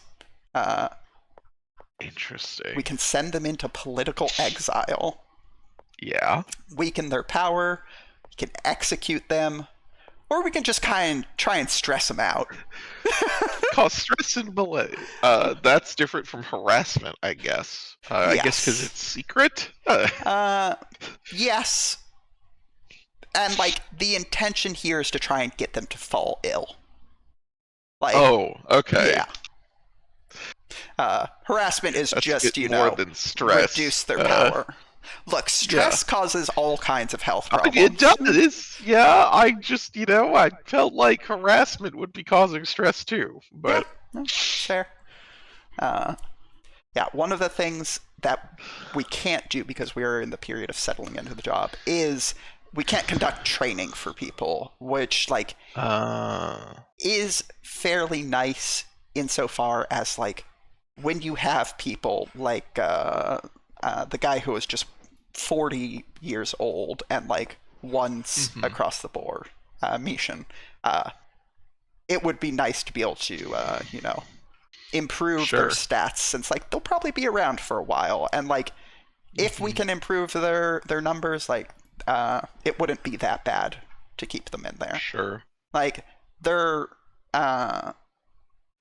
traits aren't amazing. Like partocrat is okay, compromising is fine, unambitious again. Like these are not exciting stats or exciting traits. Yeah. Obviously, it's causing problems with the radical opposition, notably, but it is what it is. Meanwhile, we do have people like Lomako here, who does have pretty useful traits, like industrialist, technocrat, maybe not unambitious, but unambitious at the very least. The penalty of political authority points isn't that bad. And they're like really good at their job already, so they would be nice to keep around even though they're not part of the conservative faction. Yeah, I think the problem there presumably is that he's 80. Oh yeah, no, this guy's fucking dying in like a year. But I'm just using him as an example. Yeah, I get it. I can't understand why all of these party leaders are so old. So yeah, for now, I don't think it's really worthwhile to try and do any kind of like conspiracies or harassment type deals. I think right now we probably just need to focus on addressing. Well, I mean, one, there's some stuff we can't do because we're still in the period of settling into the job, so we can't replace people in government positions. But there are other things we can focus on. So the budget is one thing we can focus on. Oh, God. Okay. Yep. Yeah. So there's a lot going on here. Yeah. I see.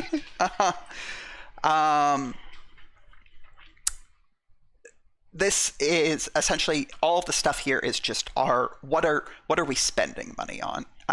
We can look at here to see where our income is coming from. Most of it is just basic income in the sense of like these are just nominal, like kind of generic income as opposed to being tied to a specific industry. So, but for everything else, tied to either trade, population, heavier, light industry, agriculture, services, oil, etc.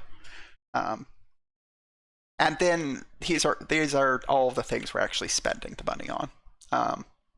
Stuff for the armed forces obviously causes relations penalties with other people as we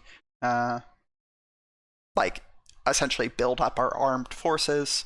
One of the things of note is that if we decrease the spending for these things beyond a certain point, it starts creating other problems. So by decreasing supplies for soldiers below 100 in terms of spending, we start getting a really rough unity of opinions penalty. And obviously, if we increase supplies for soldiers, it increases their loyalty, their combat ability, their self-realization as they have more ability to pursue their individual lifestyles. Yeah, military equipment kind of what it says on the tin. If we invest a lot, warheads. yes, and that is actually the big reason for the relations penalty, is because this is primarily rather than a focus on like whatever more standard arms for the military forces. Yeah. It's nuclear weapons. So yeah, if we decrease it below 100, the number of nuclear warheads we have will decrease. If we increase it above 140, it will increase. Notably, doesn't make people like us more. No. To reduce it. Well, if we reduce it, the penalties for will go down. So like it will, but you can't negative spend on the military to cause them to like you more. But yeah. Economic stimulation and science have something interesting to note. They have maximum upper levels that like you don't see with any of the other things. So like right now we can only invest up to 180 in the education system. Or any of these other things for that matter. And that's also true for the various economic stimulation fields. The reason for this is our infrastructure cannot support further investment levels. If we improve our infrastructure, the maximum level for all of these things goes up. Vice versa, if we decrease it, the maximum level goes down. Envelopes or influence, these are all bribes for people.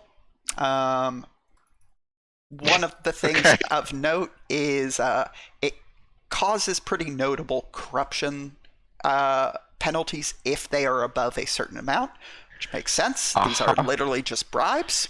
But like, if you need loyalty with these various factions, it can be useful.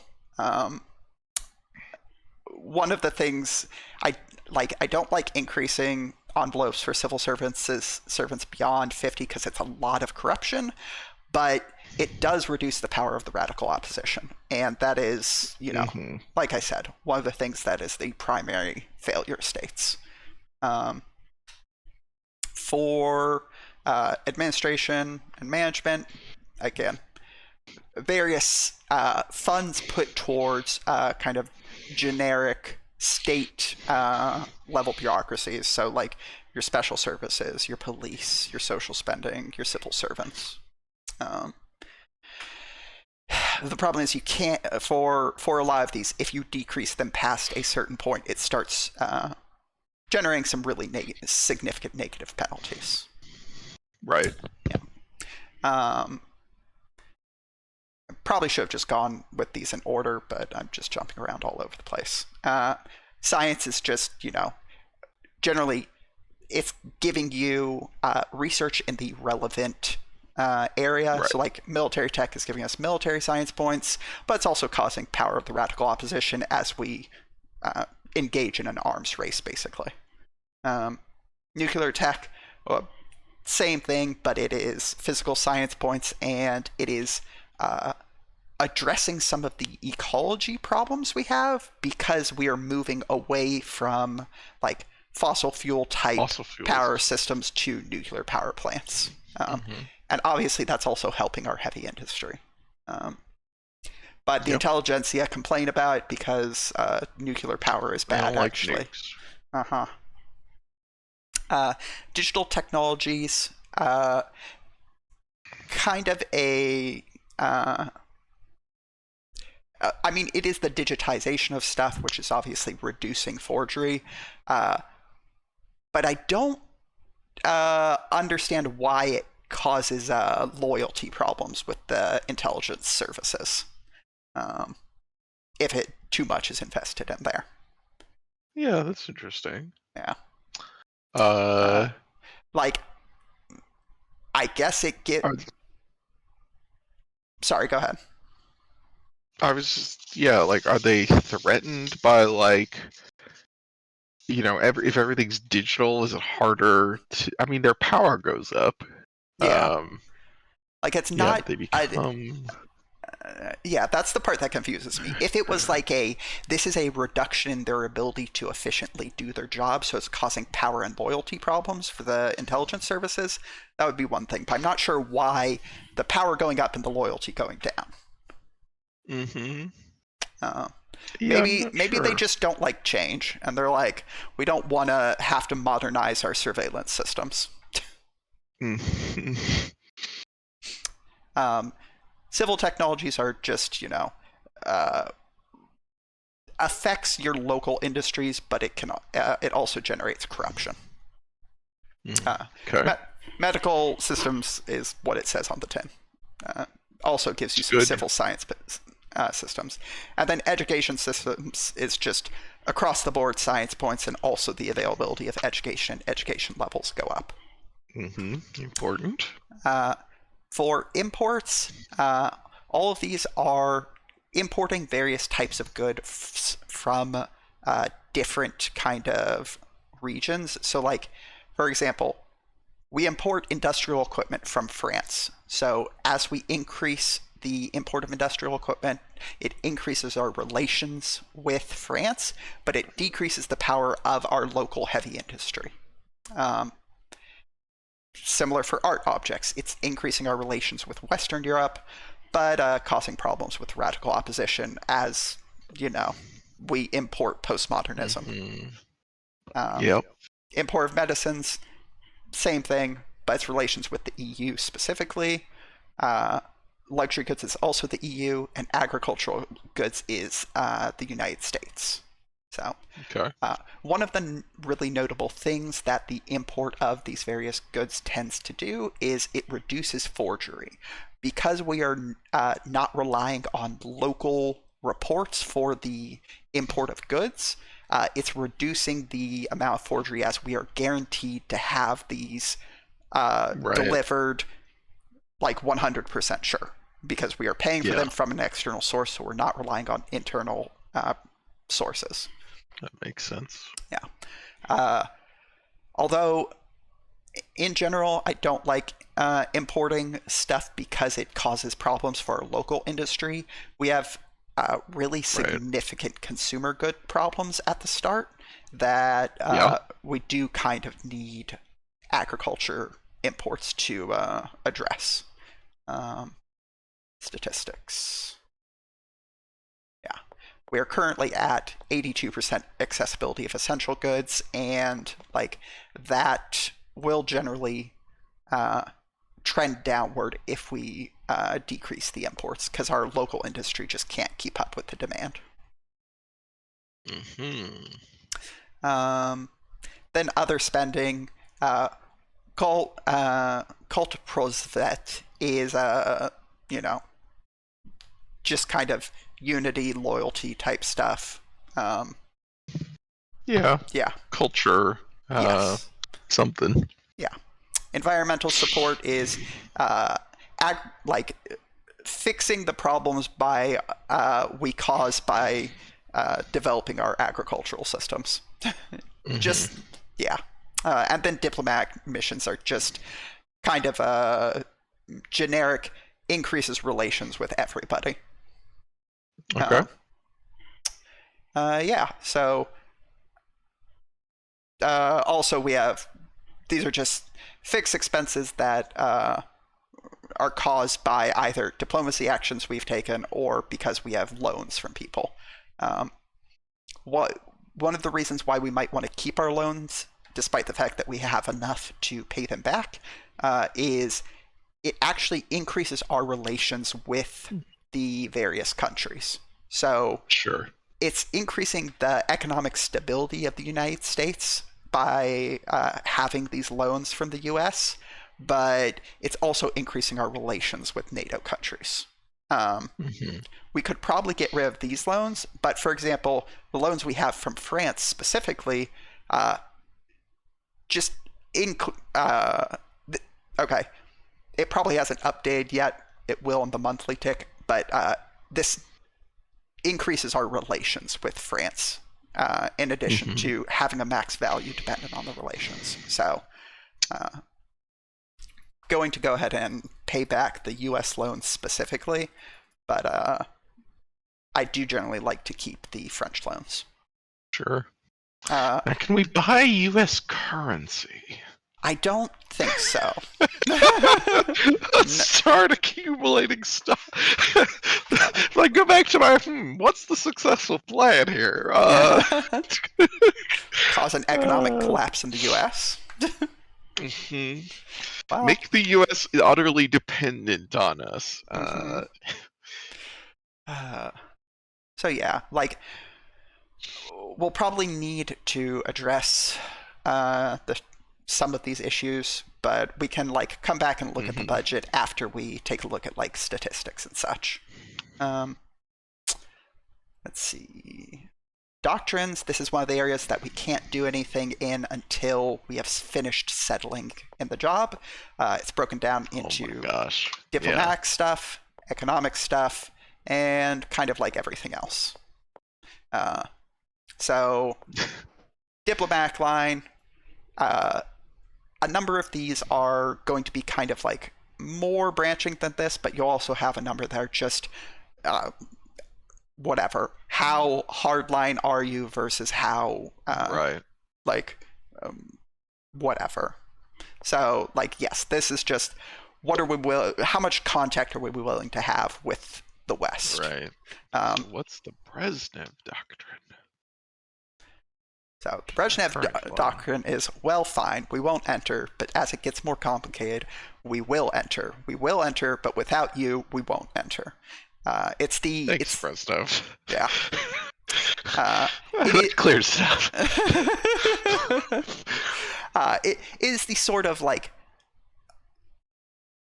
I would say, detente situation where it's like, yeah, if the U.S. is not getting involved in stuff, we kind of agree with the concept of not getting involved with third world, either like civil wars or like interventionism in those countries. That's the idea. And then like minimize contact with the West is like, Jesus. Sorry, starting with nuclear war is inevitable from Posadas. Great. But this will not hinder communism. This is, more politically aligns your country as you unify around the local doctrine, but it causes problems both with your like friendly alliance members and also with people who are part of a hostile alliance. So, and just kind of in general causes problems with trade. And then kind of friendship of the West is going to sort of be the inverse in terms of increasing the amount of trade we have, but causing liberalization among both our countries and the like subjects. And also decreasing the power of like our special services, the number of ICBMs, etc. But yeah, that's diplomatic stuff. Who gives a fuck about that? What we care about clearly is whether we can establish a cult of personality. God. So as it is right now, we have portraits in state institutions. Okay. Yep. Which, as we know, very famous level of cult of personality that the U.S. engages in.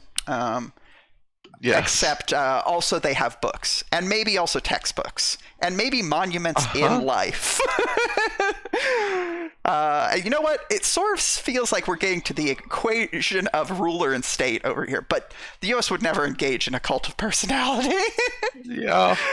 Anonymization of the current ruler is very funny.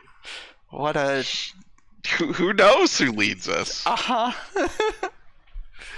Call it what you will, Gray Cardinal, White Official, or Shadow Shogun.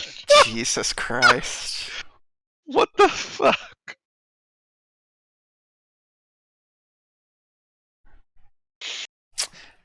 It does make it harder to bribe people. Less corruption.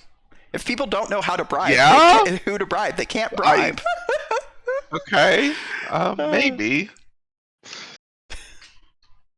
Not actually sure that's true, but you know.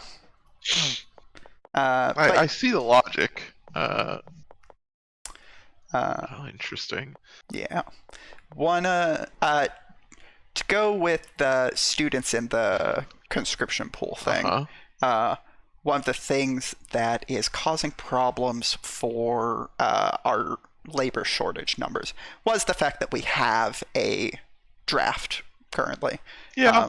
If we were, able to move to a 1-year draft or alternative service permitted, it would kind of like reduce the problems that was causing with that. And like in general, I like if we can get to strength of the alternative service is permitted, we get to maintain the reduction in the strength of the radical opposition, and all we're really losing is the army size and army loyalty. So it's like, is in theory nice. I like they refer to, but I assume mean like what we would call volunteer army as contract army. Mm-hmm. At the bottom. Yeah. Because it's not you're signing a contract. Like, yeah. It is. That is what it is. Yeah. Like I'm going to my volunteer job.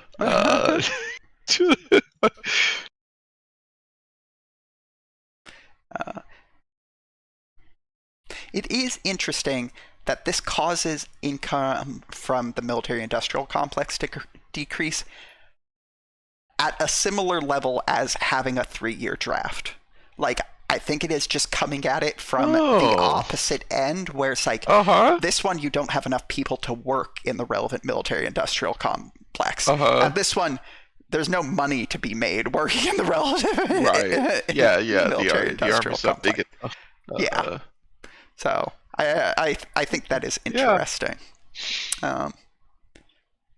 Also, we can in fact just move from a male draft to a general draft, which is what are the effects of this?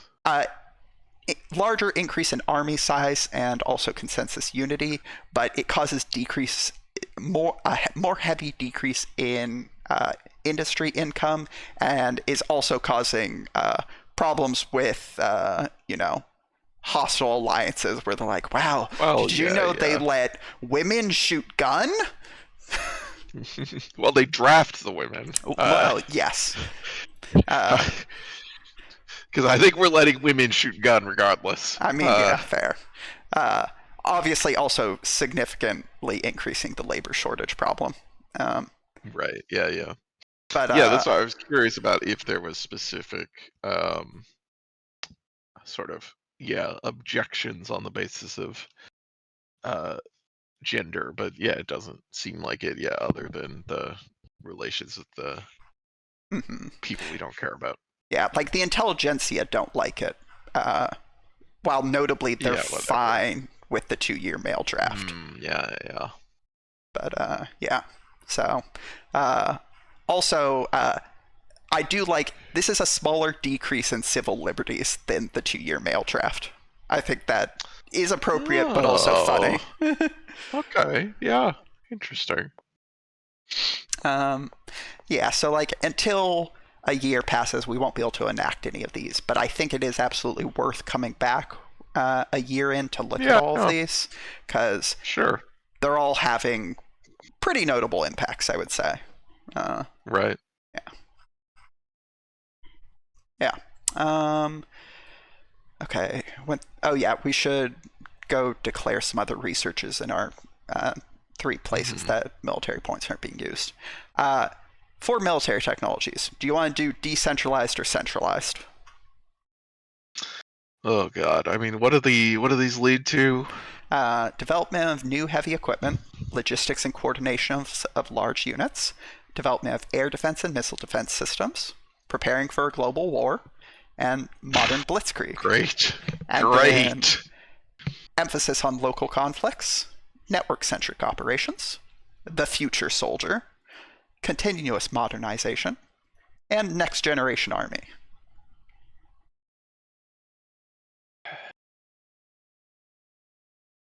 I hate that this right branch is just a bunch of U.S. Army shit. Uh-huh. Like, this is literally their terms. Yep. Like, sure is.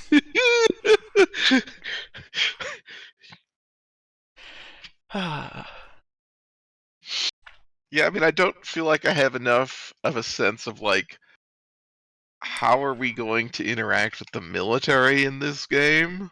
Yeah, I mean, that's fair. To know where we should be going. Uh-huh.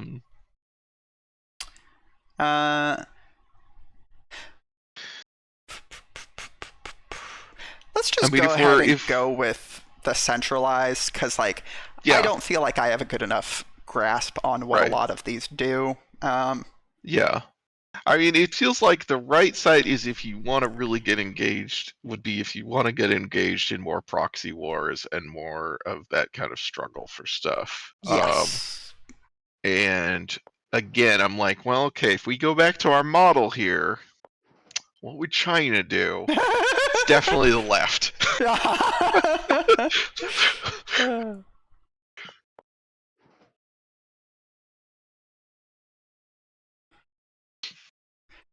There are no fortresses the Bolsheviks can't take. For agriculture, I feel like we should go for the left, and that's because at the end, we can develop the Siberian lands. Of course. And we can establish Siberia. Oh my god. All right. Yep. All right. Like to get both of these done, because that's Siberia with a CY, everyone. Yes, thank you. Oh god. Right. And we still have cybernetic points, so let's research. Oh yeah, we gotta go research our cybernetics. Yeah. So do you want to? Is that the right side? Yes, right side is the one. Yeah. Oh yeah, the right side is cybernetics. I will say one of the things of note with the left side is it does let you develop the internet, which does mean that when the U.S. develops the World Wide Web, it won't be as influential. Yeah. But yeah, if you want to become a cyber state, we're going to have to go down the right side. So.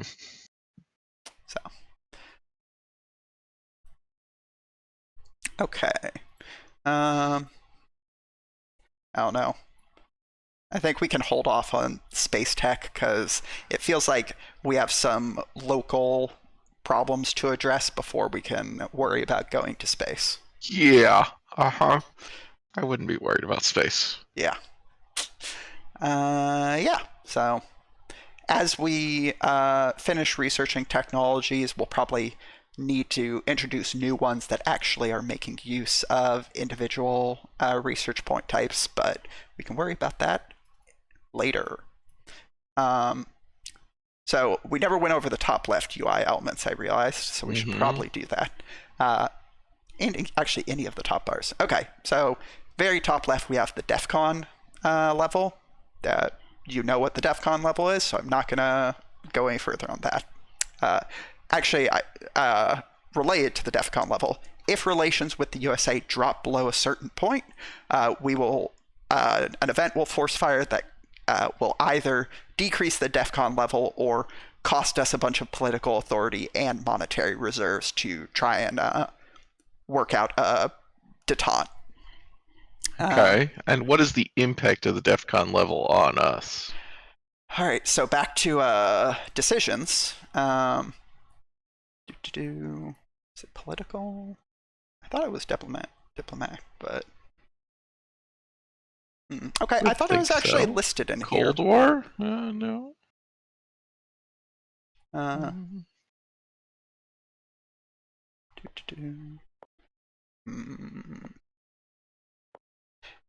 Yeah, I know it has an effect on some of these modifiers, but it might not have a modifier category itself. Gotcha. So, Okay. yeah, like, weak. But when the DEF CON event is about to fire, I'll create a save so we can just try and like look and see what the specific modifier is. Sure. Or what's changing. But yeah. Did we lose the game at DEF CON 1? So no. Okay. I don't believe so, because one of the things this is of note is Twilight Struggle, I think. Yeah. If DEF CON equals 0, both people needs to lose the game. I think it will, if DEF CON lowers enough, it will cause the Cold War to go hot, though. Right, yeah. But I don't think it will necessarily mean the immediate launch of nukes. But, we'll find out. We won't find out, because we're not going to have enough time to ever reach that point. Yeah, then we also have relations with China and relations with France here. We have our combat readiness level, which is just the combat ability of our army. This is used, both in events, but also in order to do, send various either military support or support in local conflicts to countries. So it is kind of a resource to spend on either conflicts or on bolstering local forces within a country. Strength of special services is, again, just a resource that gets spent when you attempt to do various espionage-aligned stuff. All of the next 4 are the loyalties of the various organizations within the government: special services, military leadership, army, and intelligentsia. I want to say military leadership and special services are particularly notable because if the loyalty for those groups drop too low, it becomes harder or impossible to enact certain policies, as you just don't have the political ability to push them through. Can you get cooed? I assume yes. I haven't been cooed while playing this, but I feel like the answer is just yes. Yeah, it's like I assume so. Yeah. Spiritual contentment is cultural satisfaction, and consensus unity is in stores. What's the one that the stat that makes people align with your specific ideologies? The unity? No, unity's the resource you spend. Yeah, unity's the resource. But there's actual the civic drift modifier where populations can adopt other ideologies. Right. I don't remember what it's called, but that's just what consensus unity is. Yeah, it's because it's the reverse term. I don't think there's a term for the positive. Yeah. But there's a term for the I remember in Hearts of Iron, it's ideology drift and ideology drift defense.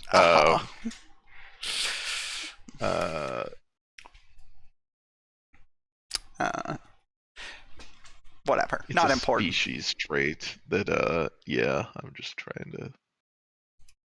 Oh my gosh.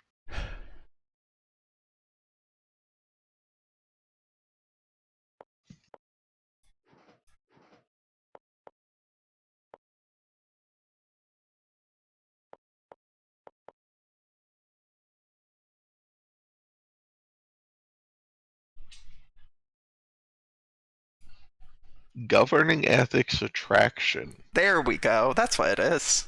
That is the positive one, yes. Yeah. So same idea, just in terms of how much of the political body is actually unified around the state ideology. Right. Yep. I'm going to be honest.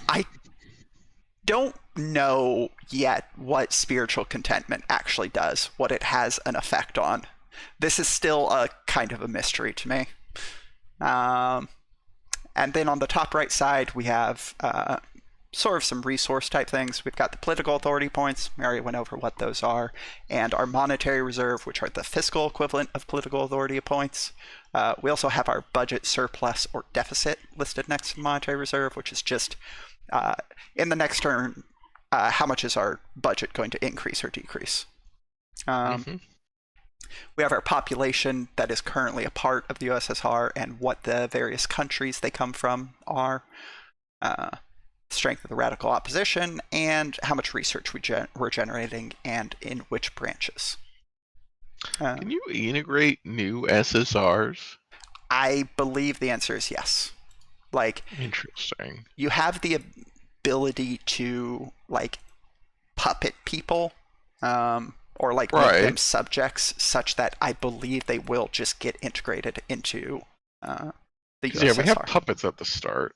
Yes. Outside of the USSR, yeah. Like I don't know that would have happened, but it is a thing that is conceivable.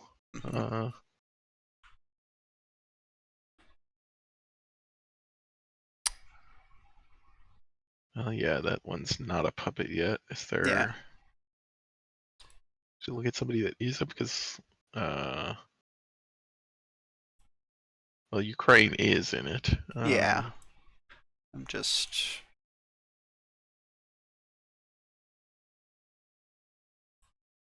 Turn into puppet. Huh. I thought some of these were labeled as puppets already. Yeah, I mean, they are. Like you said, Ukraine is one of them. I think you can tell. Oh, I thought there were people outside, but maybe. Well, there are people, like these people are in the Warsaw Pact. Right. Yeah, I don't. Maybe. No, Cuba isn't even in the Warsaw Pact. So. Yeah, I don't know. Okay. That's interesting to label them as, the internal SSRs as puppets. If that's what's going on. Yeah, they're subjects, puppets. Huh.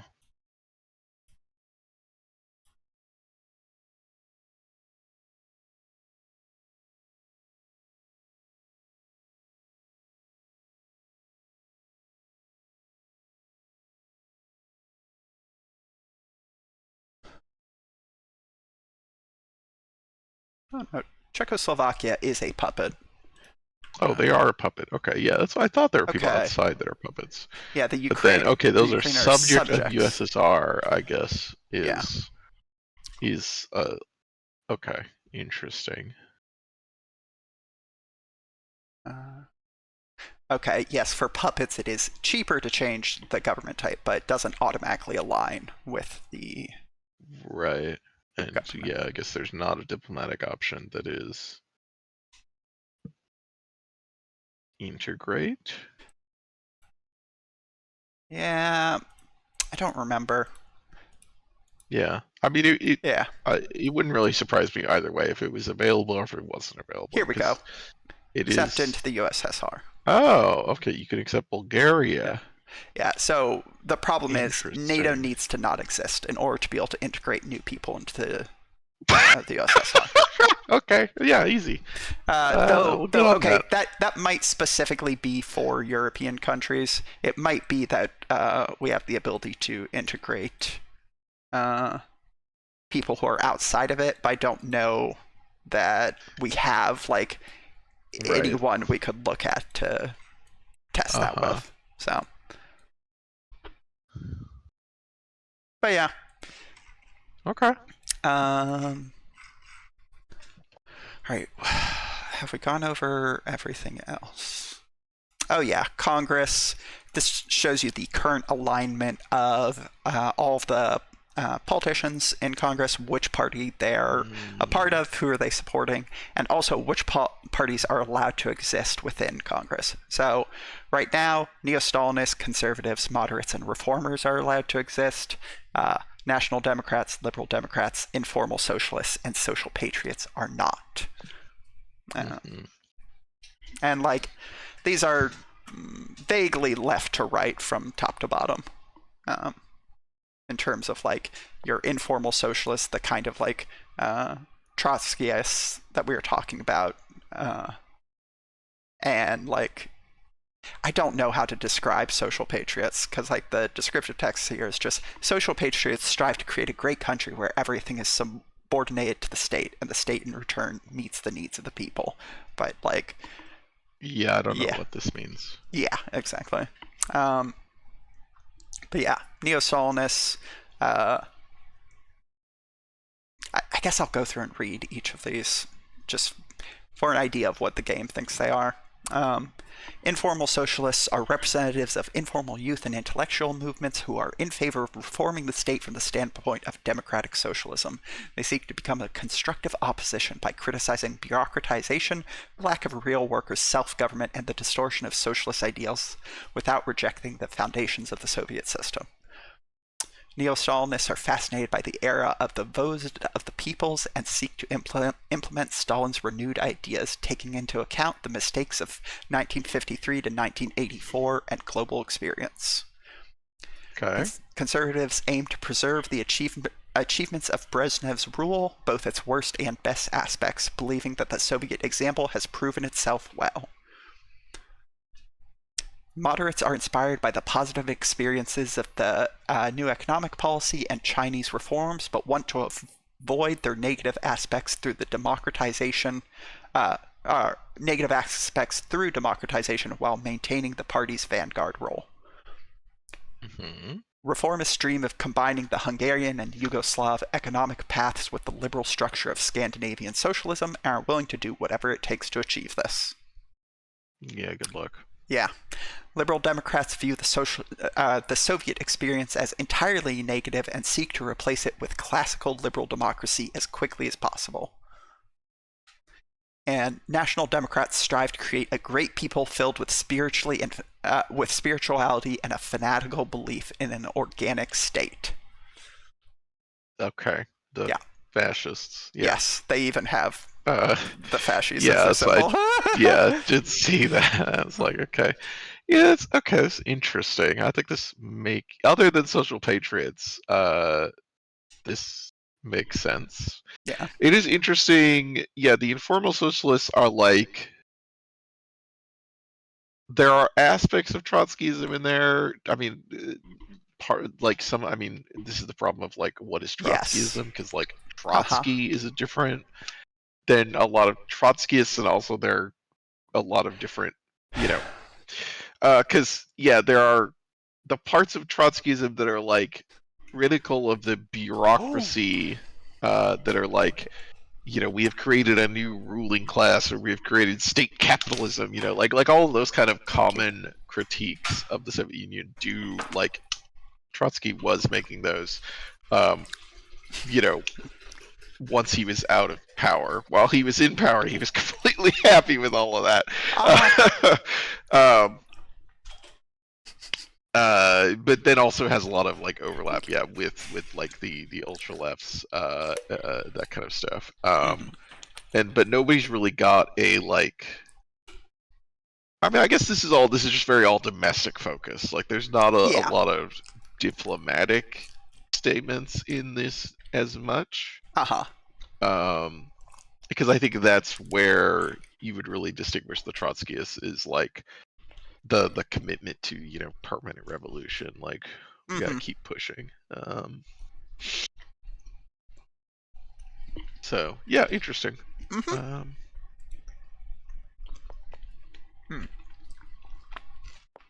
One of the things to note is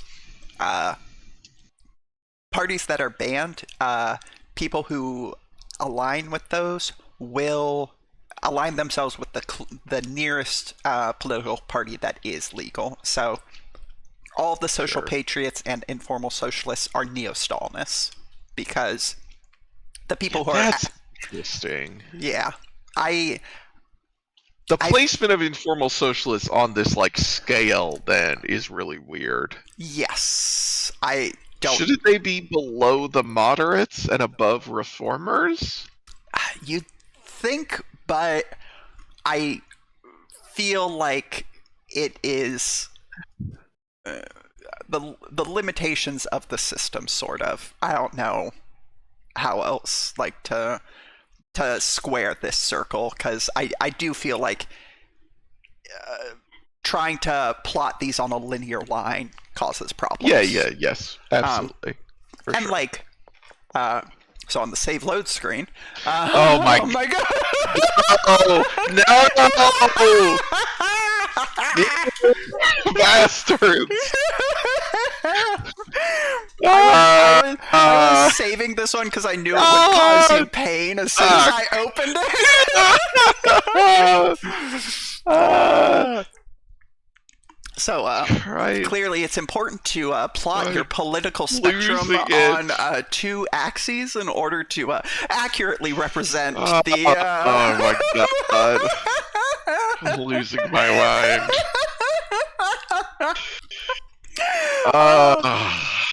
God, okay, yeah. So what are we seeing here? So these are the different national ideologies. Yes, this is where we're currently at. Clearly, okay.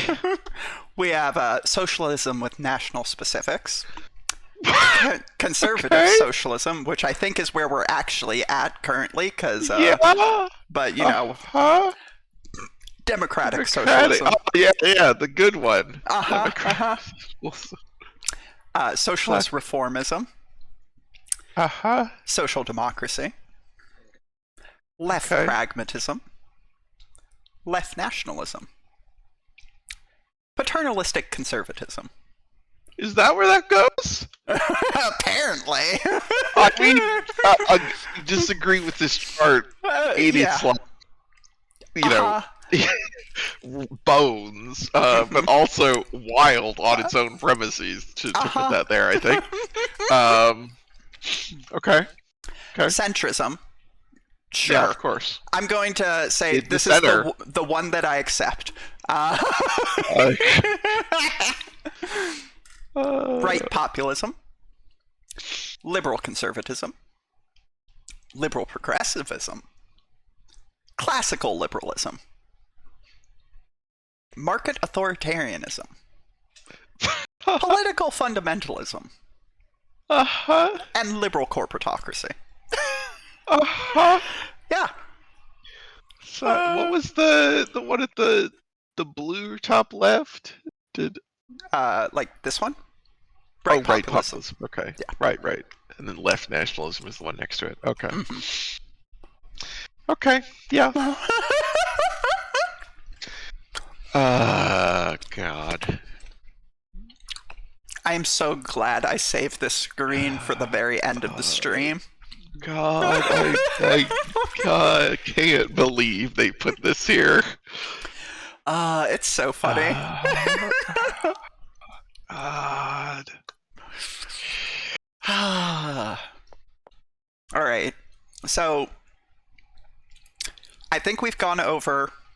Well, okay. I'll show you this. This is actually an important UI element. So elections will be held in the following countries in the upcoming months. So in Norway specifically in this case. And we have the ability to influence the political outcome of this election. If we were to attempt to support a party, we could then perform measures such as seeking compromising material on opposition parties. And yes, that famous Russian specifically, compromat. Oh my god. The Russian technique of blackmail. God. Yeah, so I think the thing of note though is there's not like I have not seen a way to try and support an opposition party as opposed to the loyal party. And like this is probably just me missing some UI element or the translation being like a little dodgy at times. But like if you support the loyal party, it is going to support the current party in government, as far as I can tell. So these actions you take will support the Conservative Party that are currently, like, you know, having a social democracy Conservative Party. So it's not really the thing we want. Like, it will cause the Norwegian Labour Party to decrease in power. Yeah. So I'm going to say we shouldn't get involved in Norway specifically, at least not yet. Yeah. Sanction Norway. We could sanction Norway. Let's not. That's very good. I'm glad that we can do that. We should invite Norway to the Warsaw Pact. Oh yeah. Oh, one other thing we should do before we unpause is, because we have a little bit of political authority to work with here, we should establish some trade deals. Okay. We don't have a whole lot, but, you know, see who we can establish them with. Yeah, so cost some monetary reserves and some political authority in order to engage the initial trade deal, but it gives us some monthly income going forward that is nice to have. And also it will unlock other options down the line, because you need to have a trade agreement to perform some other actions later on, such as, like, oh right, it's not going to show up in the list because we just don't have the prerequisites, but, like, for example, you can't invite someone to become a Comic-Con partner if you just don't have a trade agreement with them. Right, sure. Yeah. So I generally try and establish trade agreements with just whoever I can. It's giving repeating monthly income at the expense of some one-time costs. And, like, we're beneath our trade limit, so no reason not to.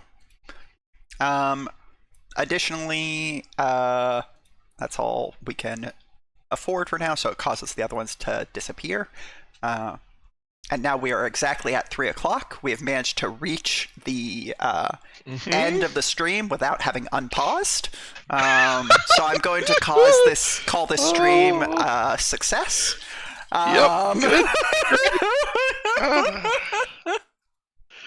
This is the ideal Seawolf stream.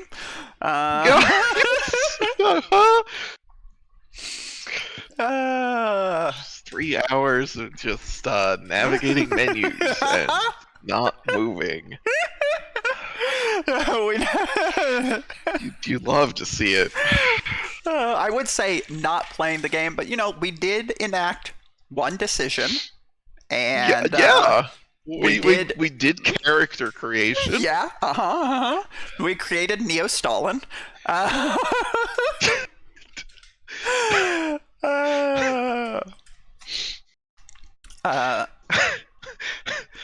Neo Scavenger, but it's Neo Stalin. Oh my god.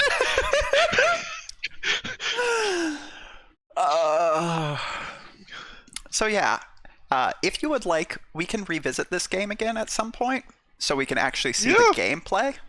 Sure. I figure we can probably do that at a time other than Saturdays, because you know, Caves of Kite is going to be going on for at least another year. Yes.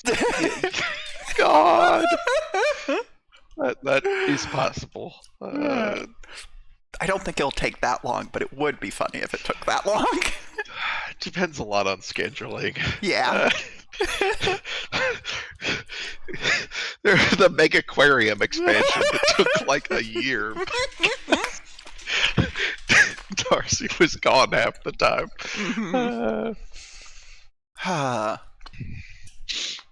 All right. I'll go ahead and save the game here then. All right. And, oh right, no spaces allowed. All right. Yeah, tune in next week. We'll probably be back to Caves of Cud. That is the plan. Who knows? Maybe Darcy will accidentally go to the store and forget about the stream, and I'll just be like, "All right, we're back in the Kremlin."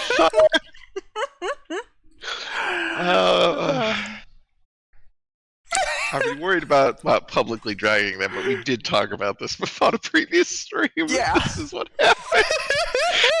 Like, Darcy admitted it themselves, so I don't feel bad about teasing that's them what I was about like. it. Yeah, they did.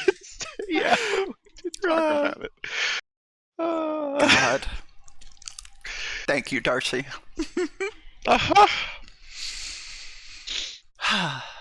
Yeah, any other closing comments before we shut it down?